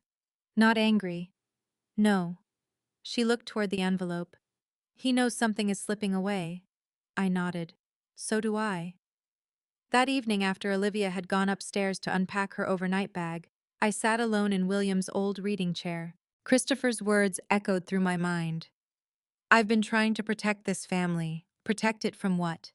From financial ruin, from embarrassment, or from a truth so damaging that he believed years of deception were justified. As I looked at the growing stack of documents on my coffee table, one thing became clear. The envelope had answered many questions, but it had uncovered an even greater mystery. Because if Christopher truly believed he had been protecting us, then somewhere in this story was a reason he had never dared to tell anyone. And whether that reason was selfishness, fear, or something far more complicated, I intended to uncover it before another lie had the chance to bury the truth. Christopher's words lingered in my mind long after the call ended. I've been trying to protect this family. People rarely use a sentence like that unless they believe the choices they've made were necessary. Whether those choices were right or wrong was another matter entirely. I didn't sleep much that night. Olivia stayed in the guest room, and sometime after midnight, I heard her quietly walking into the kitchen for a glass of water. We exchanged tired smiles but said very little. We were both thinking about the same person, Christopher. Neither of us wanted to believe the little boy we had loved had grown into a man capable of betraying his own mother. Yet every document on my coffee table suggested exactly that. The next morning I made pancakes because Ben was coming over after school. Melissa had texted me the night before. Christopher has another late meeting. Ben asked if he could spend a few hours with you. The message sounded ordinary, almost too ordinary. When Ben arrived, he immediately noticed Olivia. "Aunt Liv," she hugged him tightly. "I've missed you, buddy." "I missed you too." Watching the two of them together reminded me how much time our family had lost. Olivia's nursing schedule kept her busy. Christopher was always working, and somehow our gatherings had become shorter every year. William had always insisted family dinners lasted for hours. After he died, everyone seemed to rush home. Perhaps the distance between us had begun long before I noticed. After dinner, Olivia suggested taking Ben outside to throw a baseball. As soon as they stepped into this backyard, I watched through the kitchen window. Ben laughed freely. For a little while, he looked like every other 10-year-old boy. When they came back inside, Olivia quietly touched my arm. "I think he wants to talk to you." Ben stood near the hallway, nervously twisting the strap of his backpack. "Grandma, what is it, sweetheart? Can we go into Grandpa's workshop?" I exchanged a glance with Olivia. "Of course." The three of us walked across the backyard together. The workshop smelled exactly the way it always had: sawdust, machine oil, and cedar. Ben walked directly to the train table. "I've been thinking." "About what?" I asked. "The day I found the envelope." I waited. "I don't think Dad was only looking for the envelope." That caught my attention immediately. "What makes you say that?" Ben pointed toward William's old drafting desk. "He searched there first." "The desk." Ben nodded. "He took every drawer out." I walked over and slowly opened the top drawer. It contained pencils, rulers, and several woodworking plans. The second drawer held sanding blocks and measuring tape. The third contained receipts dating back nearly 15 years. Everything appeared ordinary. "I don't understand," I admitted. Ben frowned. He kept saying. His voice became quieter. "Where did Dad put the notebook?" Olivia and I looked at each other. "The notebook," she repeated. Ben nodded. "I remember because he kept saying it over and over." My pulse quickened. William's journal. No, we had already found that in the cabin. Unless there had been another notebook. "What else did he say?" I asked. Ben squeezed his eyes shut as he tried to remember. He said, slowly he repeated the words exactly, "If I find the notebook, I can explain everything." I felt the hairs rise on the back of my neck. That was different, very different. Christopher hadn't said I can hide everything. He had said I can explain everything. Richard's words suddenly returned to me. Sometimes people don't change all at once. Could there actually be an explanation, not an excuse? But a reason. Olivia broke the silence. "Ben." "Yes." "Did Grandpa ever write in notebooks while he was here?" "Oh, all the time." "He did?" Bun nodded enthusiastically. "He'd sit right there." He pointed toward an old rocking chair beside the window. "He'd write for a while. Then he'd build something." He said writing helped him think. I slowly walked toward the chair. Beside it stood a narrow bookshelf built directly into the wall. Most of the shelves held woodworking books. One shelf contained old binders, nothing unusual, until I noticed something strange. One binder leaned farther back than the others. I gently pulled it forward. Nothing. Then I looked inside the shelf itself. The back panel seemed slightly recessed. "William." Another hidden compartment. I smiled despite myself. He never could resist a puzzle. Olivia fetched a flashlight. We examined the shelf together. Sure enough, a tiny wooden peg rested beneath the bottom edge. When I pressed it, a narrow panel slid sideways. Ben gasped. I knew it. Inside the hidden compartment sat only one item. A small black notebook. Not William's leather journal. A different notebook. Plain, unmarked, carefully wrapped in brown paper. My heart pounded. Richard had been wrong about one thing. Christopher hadn't found everything. William still had one final secret. My hands trembled as I unwrapped it. The first page contained only a date, 3 years before William died. The next page contained columns of numbers, investment balances, account numbers, property values. Everything matched the documents already inside the envelope. But several pages later, the notebook changed. William had begun writing personal observations. Christopher asked detailed questions about every investment again today. I still believe his intentions are good. Perhaps he simply worries about Sophia's future. Then another entry. Christopher says his business has expanded quickly. I hope the pressure isn't becoming too much for him. Olivia leaned closer. Keep going. I turned another page. Today, Christopher admitted one of his largest clients lost a significant amount of money during a failed investment. My eyes widened. He never told us that. Olivia shook her head. No. Another page. Christopher says the client blames him, though he followed every legal requirement. Richard had never mentioned any of this. Neither had Christopher. Then came an entry that made my stomach tighten. Christopher asked whether I would consider temporarily using some of our investments as collateral while he resolved the situation. I stopped breathing. What does that mean? Ben asked quietly. Olivia answered before I could. It means someone wanted to borrow against Grandpa's assets. I kept reading. I refused. The sentence stood alone. Nothing else. Just 2 words. I refused. The next entry appeared several weeks later. Christopher apologized for asking. He says the situation has improved. I hope that is true. Then another. Something still doesn't feel right. I closed the notebook for a moment. Suddenly, Christopher's behavior made slightly more sense. Not acceptable, but understandable. Financial trouble, pressure, desperation. If his business had been struggling years ago, perhaps that had been the beginning. Ben looked up at me. Grandma. Yes. Does that mean Dad stole your money? His innocent question pierced my heart. I knelt beside him. I don't know yet. But Grandpa was worried. Yes. Very worried. Olivia gently placed one hand on my shoulder. We need Richard to see this. I know. I carefully wrapped the notebook again before placing it inside my purse. As we prepared to leave the workshop, Ben suddenly stopped walking. I remembered something else. Olivia and I turned immediately. What is it? The night Mom and Dad argued. Yes. After Dad said everything would fall apart, Ben hesitated. Mom asked him if he was finally going to tell you the truth. What did your father say? I whispered. Ben looked directly into my eyes. He said, his voice became almost inaudible. It's too late now. She'd never believe why I did it. The three of us stood in complete silence. Because for the first time since this story began, the mystery had shifted. The question was no longer simply whether Christopher had hidden the truth. The question had become far more complicated. What had happened all those years ago that convinced my son the truth was more dangerous than the lie?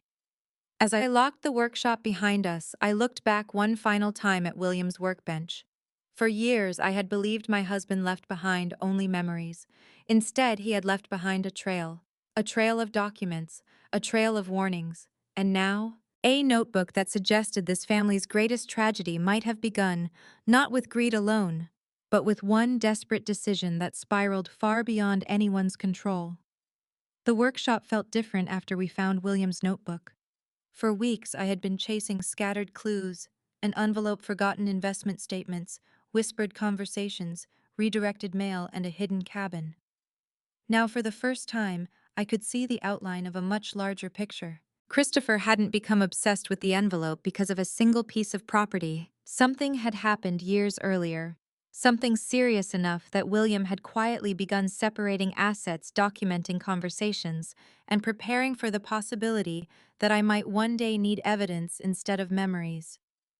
As Olivia locked the workshop behind us, she looked at me. "We're calling Richard." "I already planned to." "No." She shook her head. "We're asking him to come here tonight." I understood why. The notebook was too important to carry from place to place any more than necessary. 40 minutes later, Richard arrived carrying a legal pad instead of his old briefcase. When he saw the notebook lying on my dining room table, he stopped in his tracks. "You found something?" I nodded. "We found what Christopher was probably searching for." His face immediately grew serious. Without another word, he sat down and carefully opened the notebook. The three of us remained silent while he read. Every few pages, he stopped to remove his glasses and rub his forehead. By the time he reached William's final entries, his eyes had become visibly red. "I wish he had told me he was writing all of this," Richard whispered. "You didn't know?" I asked. "I knew he kept notes." He gently closed the notebook. "I didn't know they were this detailed." Olivia leaned forward. "What do you think?" Richard remained quiet for nearly a minute before answering. "I think William was trying very hard to be fair." "What do you mean?" "He documented facts." Richard tapped the notebook. "He didn't jump to conclusions. He questioned himself repeatedly. He gave Christopher the benefit of the doubt every single time." I looked down at the pages again. He was right. Even when William admitted feeling uneasy, he always added another sentence, reminding himself that he might be mistaken. That sounded exactly like my husband. He had never been the kind of man who judged someone before hearing their explanation. Richard continued reading several pages again before stopping abruptly. "What is it?" I asked. He turned the notebook toward us. "There." William had written only one sentence across the page. "Meeting with attorney scheduled for September 18. Must update estate documents before beginning next round of treatment." Richard frowned. "I remember that meeting." "You were there?" "No. But I drove him." My heart quickened. "What happened?" Richard searched his memory. "He insisted on going alone." "Did he ever tell you why?" "He said he wanted to make one final adjustment." "What adjustment?" "I assumed it involved the cabin." Richard shook his head. "Now I'm not so sure." Olivia spoke quietly. "Do we know which attorney?" Richard nodded immediately. "Judith Anderson. The probate attorney. The very one." I recognized the name. Judith had prepared wills for several families in our town for decades. She had also attended William's funeral. "We need to speak with her," Olivia said. Richard slowly nodded. "I agree." Before anyone could say another word, my phone vibrated across the table. Christopher. Again. This time none of us spoke. We simply looked at one another. Finally I answered. "Hello." "Mom." His voice sounded exhausted. "I've been thinking." "So have I." "I'd like to stop by tomorrow." "What for?" "I don't want us arguing." "We haven't argued." "I know." He sighed. "I just feel like something's changed." I looked toward William's notebook. "So do I." Another silence. Then Christopher surprised me. "I've been under a lot of pressure." My pulse quickened. Pressure. Business. For several years. He had never admitted that before. Not to me. Not to anyone as far as I knew. "I'm sorry to hear that." "I didn't want you worrying." His voice cracked slightly. "You'd already lost Dad." I closed my eyes. For a brief moment I heard the little boy who used to crawl into my lap after having nightmares. Not the successful financial planner. Not the frightened man searching workshops. Just my son. "I'll come by tomorrow afternoon," he said. "Will you be home?" "Yes." "I think it's time we talked." "I think so too." After hanging up, I placed the phone face down on the table. Richard looked concerned. "Tomorrow?" "Yes." "You shouldn't meet him alone." "I wasn't planning to." Olivia nodded. "I'll be here," Richard added quietly. "So will I if you want." I appreciated the offer. "I may need both of you." He smiled gently. You won't be facing this by yourself. The following morning felt strangely peaceful, almost too peaceful. I watered the flowers William had planted years ago.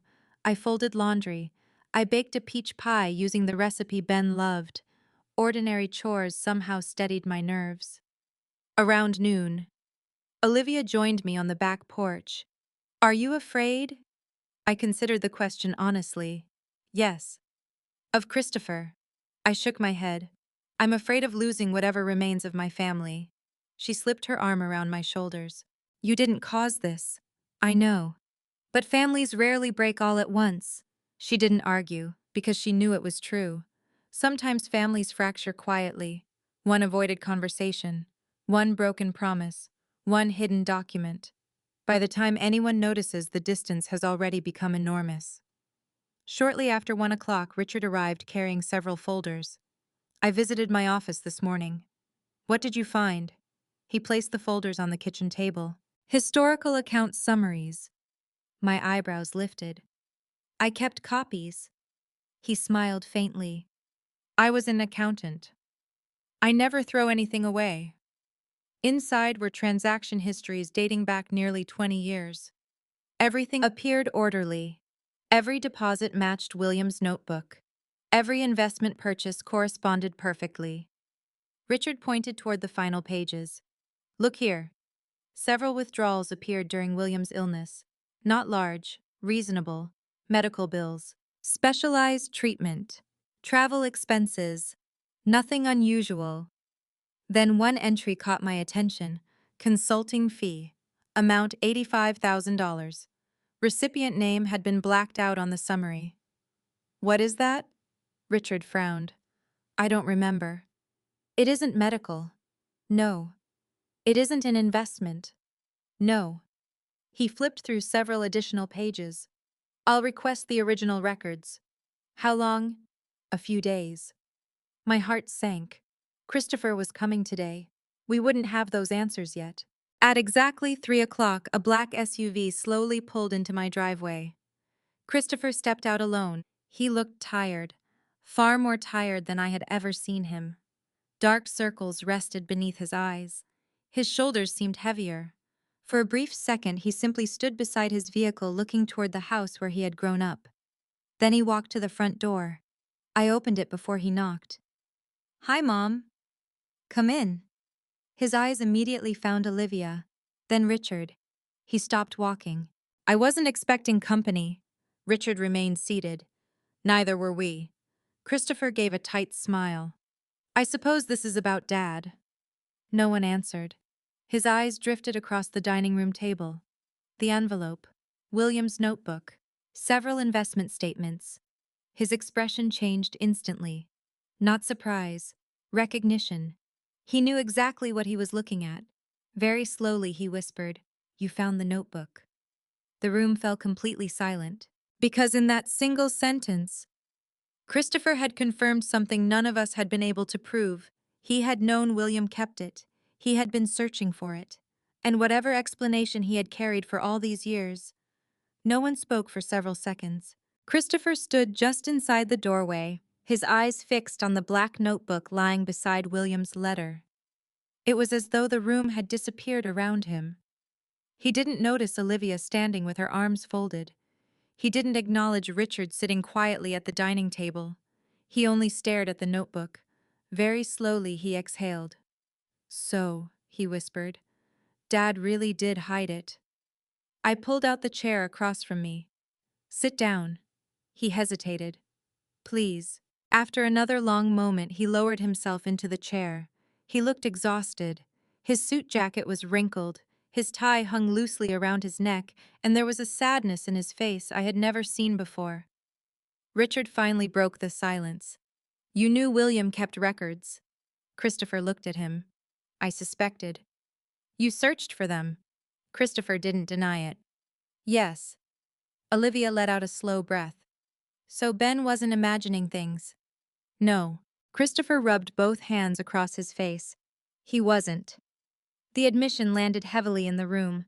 For weeks, every discovery had forced us to wonder whether we were misreading events. Now my son himself was confirming them. I folded William's letter and placed it carefully beside the notebook.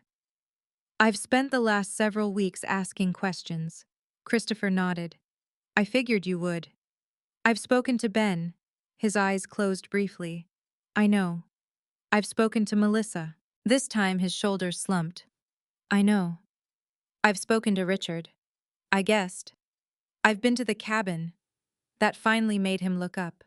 You went there. I did. His expression became almost mournful. Dad really wanted you to see it. I frowned. You knew about it. Yes. And you never told me.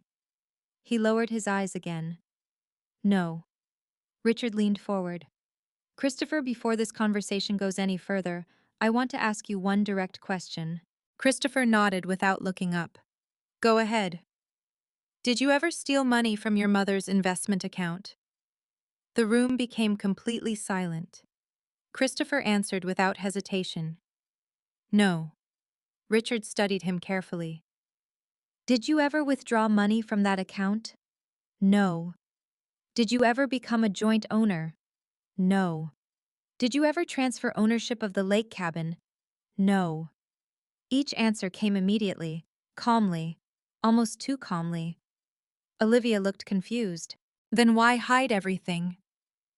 Christopher looked at her with tears already gathering in his eyes. Because I thought I could fix it before anyone found out. I leaned forward. Fix what? He looked at me for a very long time before speaking. My business. There it was. The same subject William had written about years earlier. My company expanded too quickly, Christopher said quietly. I hired more advisors. I opened a second office. I borrowed heavily. Richard nodded slowly. I remember, Christopher continued. Then one of my largest clients lost almost everything during a market collapse. You told Dad? Yes. You asked to use his investments as collateral. Christopher closed his eyes. Yes. And he refused. He did. There was no anger in his voice, only regret. I deserved that. I picked up William's notebook. He wrote that you apologized. I meant it. He swallowed hard. I never asked again. Richard spoke carefully. Then why were you searching for these documents? Christopher looked toward the envelope. Because after Dad died, he stopped. His voice faltered.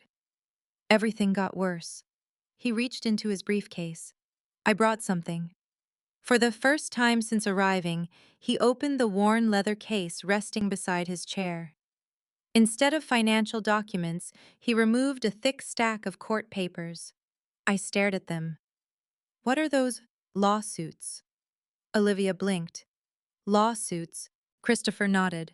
My former client sued me. Richard slowly adjusted his glasses. For negligence. No. For fraud. The word echoed through the room. I didn't commit fraud, Christopher said immediately. But defending myself cost nearly everything. He pushed the papers toward Richard. You can read them. Richard quietly began flipping through the documents. After several pages, he nodded. The case was dismissed. Christopher gave a tired smile. Eventually. But it took years. He looked at me. During that time, I became terrified. Of what? That if the lawsuit ever reached you, you'd lose everything. I frowned. I don't understand. My insurance covered part of the legal expenses. My savings covered another part. But there were moments, he paused, when I thought I might lose my business. I listened without interrupting. I kept thinking about Dad's investment account. The cabin, the assets nobody else knew existed. I convinced myself that if everything fell apart, I could use them temporarily. But you never asked me. No. Why? Christopher looked ashamed. Because I knew you'd say no. The honesty hurt more than another lie would have. So instead, I hid them. You redirected the mail. Yes. You hid the statements. Yes. You never told me about the cabin. Yes. But I never touched a dollar. Richard looked up from the lawsuit documents. The financial records support that. Christopher nodded gratefully. I know they do. Olivia frowned. Then why try to transfer the cabin? Christopher looked miserable. I wasn't trying to sell it. Then why go to the courthouse? I wanted to place it inside a trust. Richard immediately interrupted. Without Sophia present, Christopher looked down. I knew they wouldn't allow it. Then why go? Christopher hesitated. Finally he answered. Because I was desperate. The room fell silent again. I studied my son carefully. He wasn't defending what he had done. He wasn't pretending it had been acceptable. But he was finally telling us the truth. At least part of it. I reached for William's letter. Christopher. He looked at me. Did you know your father left this for me? No. You only suspected. Yes. Why? He smiled sadly. Because Dad never stopped writing things down. He believed every important decision deserved a record. I looked toward Richard. That much was certainly true. Christopher took a shaky breath. When Dad refused to let me use those assets, I realized he'd lost confidence in me. His voice cracked. I hated myself for that. Olivia quietly asked, "So why didn't you simply tell Mom the truth after Dad died?" Christopher's answer came almost immediately. Because every month I waited, it became harder. Every lie needed another lie. I kept telling myself I'd explain everything once the lawsuit ended. But when it ended, I couldn't admit what I'd done. Richard closed the lawsuit folder. I believe most of what you're saying. Christopher looked at him. Most? Richard tapped the envelope. There's still one question you haven't answered. Christopher nodded slowly. I know. Richard's voice became firm. If you never intended to steal anything, why were you so desperate to recover William's notebook and the envelope? Christopher looked directly at me. The tears he had been holding back finally escaped. Because. His voice was barely above a whisper. Dad wasn't the only one who wrote everything down. Every person in the room froze. I felt my heartbeat quicken. What do you mean? I asked. Christopher closed his eyes. There are letters. What letters? He opened them again, looking straight at me. Letters I wrote to Dad. I confessed everything. I admitted every mistake.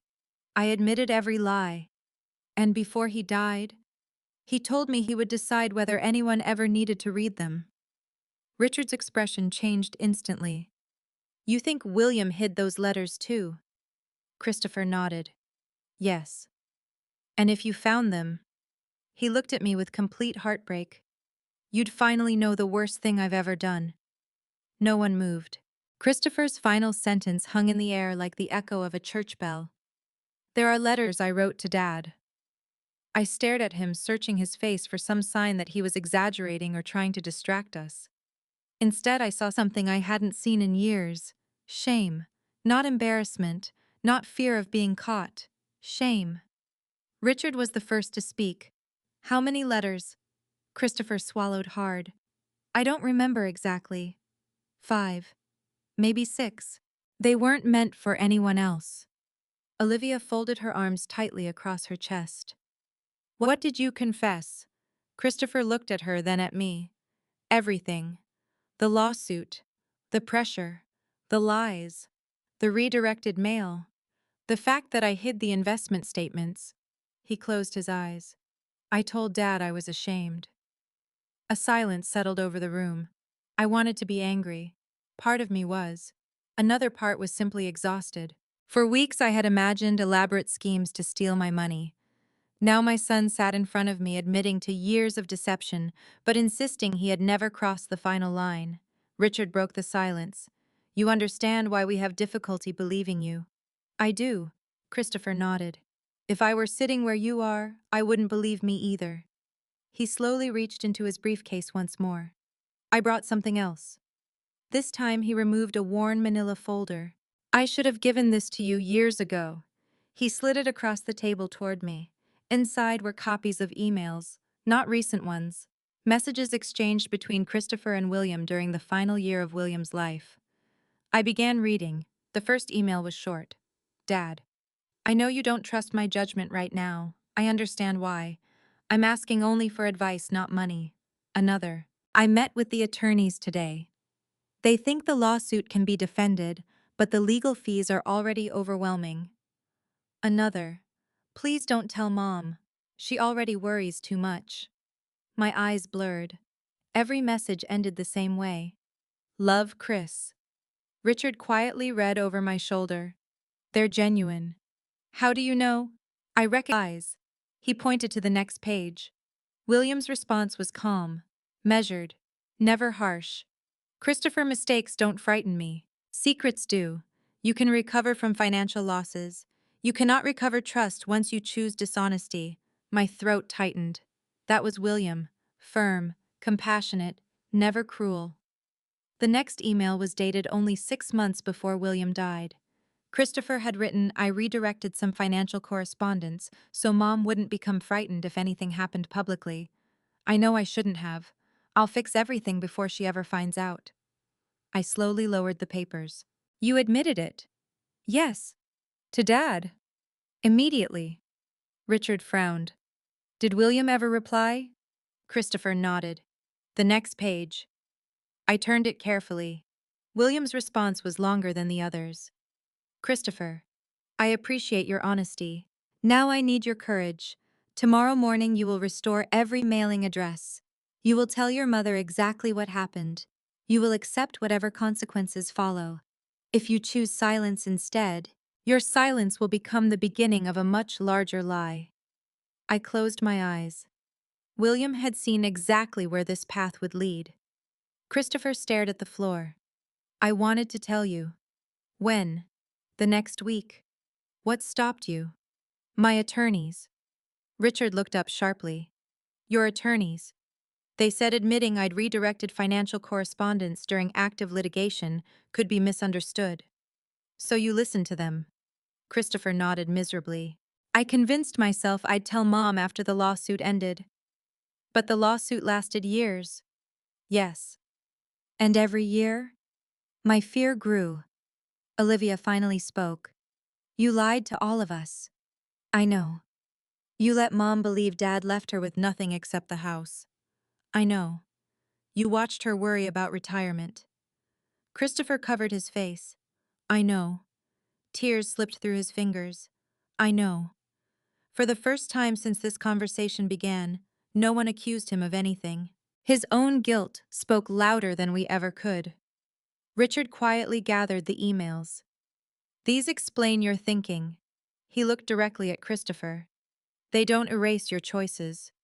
I don't expect them to. You violated your mother's trust. Yes.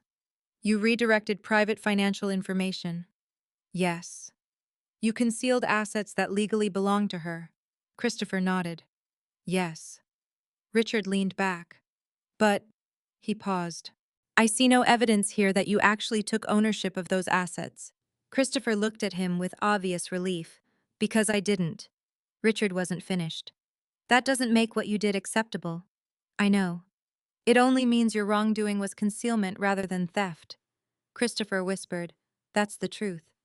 I had listened to everyone else. Now it was my turn. Christopher. He looked at me. I want you to answer one question. Anything. When Ben handed me that envelope, I paused. What were you planning to do if you found it first? He didn't answer immediately.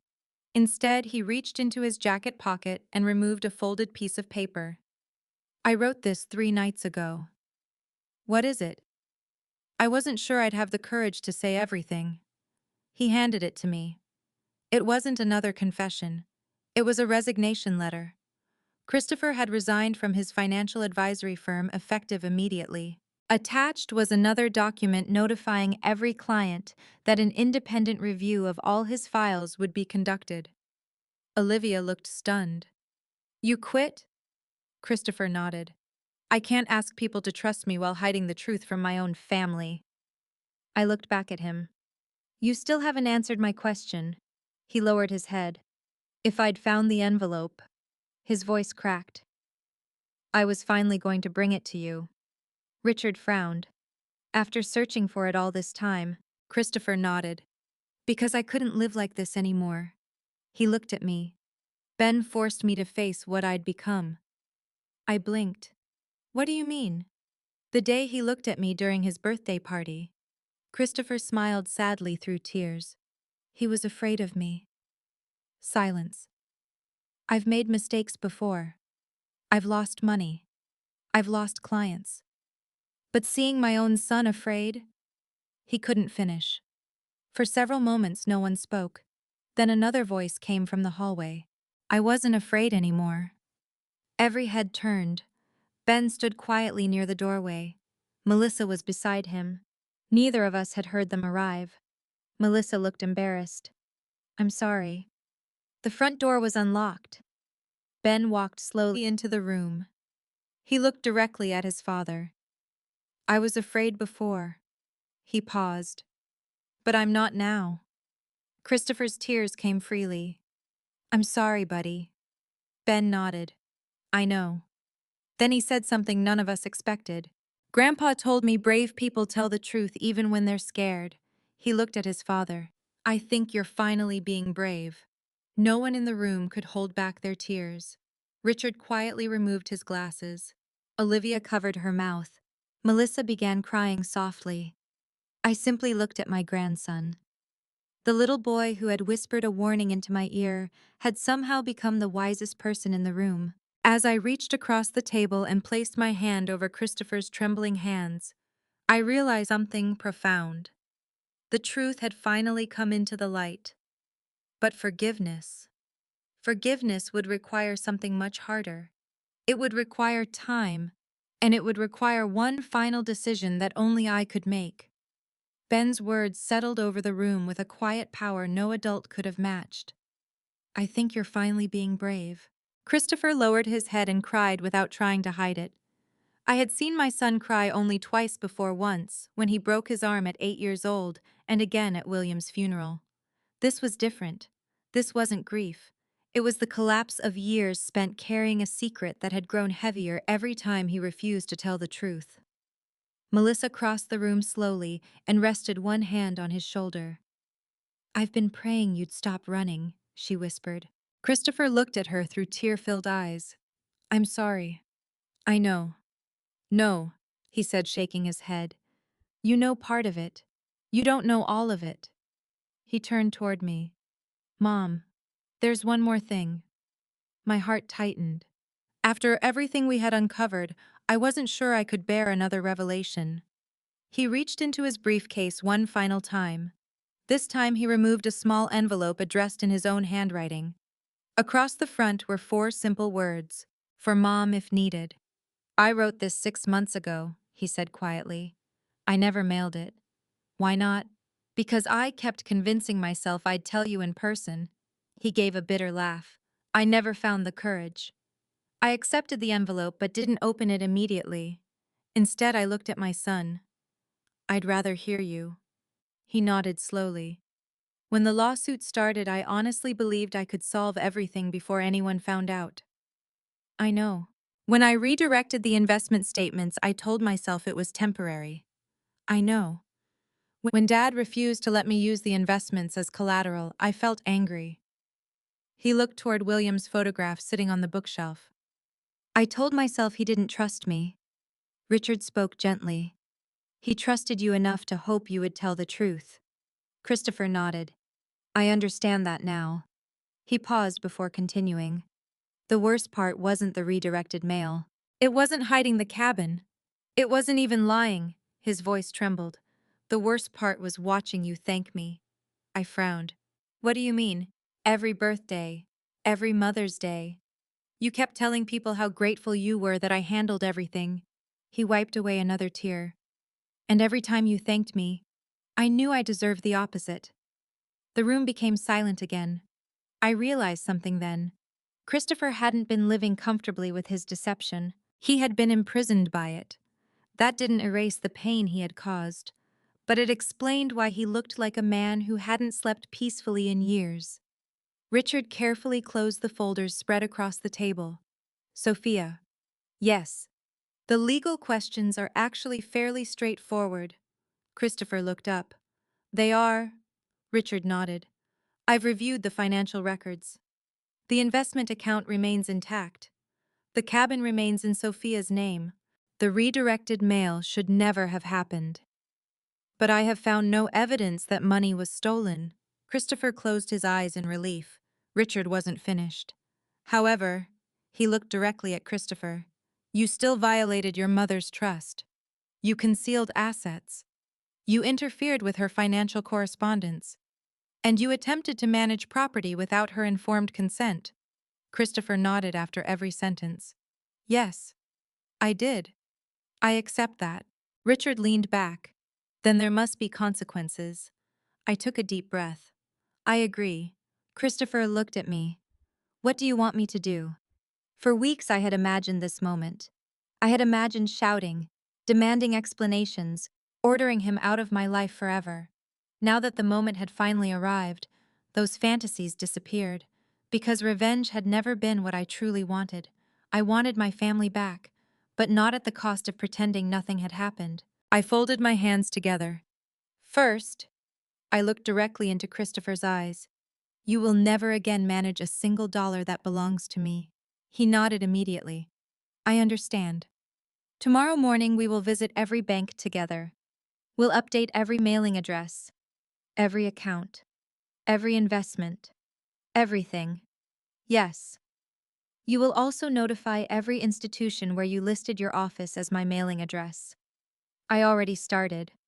You'll finish. I will, I continued. Second, you'll give Richard full access to every financial record related to anything you handled for me. Christopher didn't hesitate. Done. Third, I looked toward Ben. You owe your son something. Christopher turned in his chair. I know. Ben looked back at him quietly. Christopher stood, walked across the room, and knelt until they were eye level. I'm sorry I scared you. Ben didn't answer immediately. Finally, he asked, Are you going to stop lying now? Christopher nodded. Yes. No more lies. No more secrets. Ben studied him for several long seconds. Children have a remarkable ability to recognize sincerity. Finally, he stepped forward and hugged his father. Christopher buried his face against Ben's shoulder and cried. Melissa quietly wiped away tears beside me. Olivia leaned closer and whispered, I've never seen him like this. Neither have I. After several moments, Ben stepped back. You should tell Grandpa you're sorry too. Christopher looked toward William's photograph. I do. Every day. That evening stretched long into the night. For the first time in years, our family spoke honestly. Not only about money, about grief, about fear, about how William's illness had changed each of us differently. Olivia admitted she had buried herself in work because hospitals felt easier than watching her father disappear. Melissa confessed she had begged Christopher to tell me the truth countless times. Richard spoke about watching his oldest friend slowly prepare for a future he knew he might never see. And I admitted something I had carried silently for 6 years. I stopped asking questions after William died. Everyone looked at me. I thought trusting my children meant never doubting them. Christopher shook his head immediately. No, Mom. I made that impossible. Maybe, I smiled sadly. But I also handed over pieces of my independence because grief made it easier. Richard nodded thoughtfully. That's an important distinction. He looked around the room. Trust should never require surrendering responsibility. His words stayed with all of us. By nearly 10 o'clock, the folders had been packed away. The envelope rested safely inside my desk. William's notebook sat beside it. Christopher prepared to leave. Before opening the front door, he turned back toward me. I don't expect forgiveness. I know. I'll earn whatever relationship you're willing to have. I know. I've already contacted the state licensing board. Olivia looked surprised. You reported yourself? Christopher nodded. I disclosed everything. Melissa stared at him. Chris, if I'm asking this family to trust me again, he looked at all of us. I have to begin by telling the truth everywhere. Richard slowly smiled. That's the first wise financial decision you've made in years. Christopher actually laughed, a small laugh, but genuine. As he walked toward his car, I stood on the front porch, watching him disappear into the darkness. Olivia joined me. Do you think he'll really change? I looked toward the stars beginning to appear above the trees. I don't know. Then why give him another chance?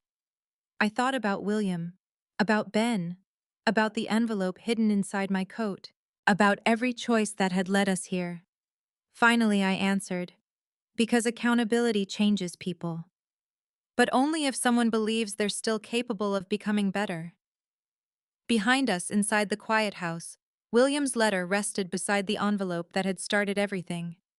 For 6 years, those papers had waited in silence, not to destroy our family, but to force us to rebuild it on something far stronger than appearances: the truth. 6 months can change a family in ways 6 years never could. The first thing I did after that unforgettable evening was reclaim responsibility for my own life. Richard accompanied me to every bank, every investment office, and every institution where my records had been redirected. We updated mailing addresses, changed passwords, reviewed account permissions, and organized every document into new binders that sat neatly in the filing cabinet of my home office. For the first time since William's death, every statement, every tax notice, and every investment report arrived in my own mailbox. It was a simple change, yet every time I opened the mailbox, I felt something I hadn't experienced in years: freedom. Christopher kept every promise he had made that evening. He resigned from his advisory firm. He cooperated fully with the independent review of his client files. The state licensing board completed its investigation several months later. They found no evidence that he had stolen client money or misappropriated my assets, but they concluded that his professional judgment had been compromised by personal financial pressures and his failure to maintain appropriate boundaries with family matters. He accepted their decision without argument. When he called to tell me the outcome, he didn't ask for sympathy. I earned every consequence, he said quietly. I know, I replied. I'm not calling about that. Then why did you call? I wanted you to hear it from me before anyone else. For the first time in years, he was choosing honesty before convenience. That mattered more than he realized. Melissa also changed. She no longer carried herself like someone walking across thin ice. One Saturday morning, she arrived at my house with a small box. I found these while cleaning the attic, she said. Inside were dozens of family photographs Christopher had stored years earlier, but never returned. There were pictures of William teaching Ben how to hammer tiny nails into scrap wood. Photos of Olivia and me baking Christmas cookies. One picture showed Christopher at 16, proudly standing beside the first birdhouse he and William had built together. Melissa smiled sadly. I think these belong here. I hugged her tightly. They always did. She looked relieved. I should have spoken up years ago. You wanted Christopher to tell me himself? Yes. I thought I was protecting our marriage. She looked toward the garden. Instead, I helped protect a lie. I gently took her hand.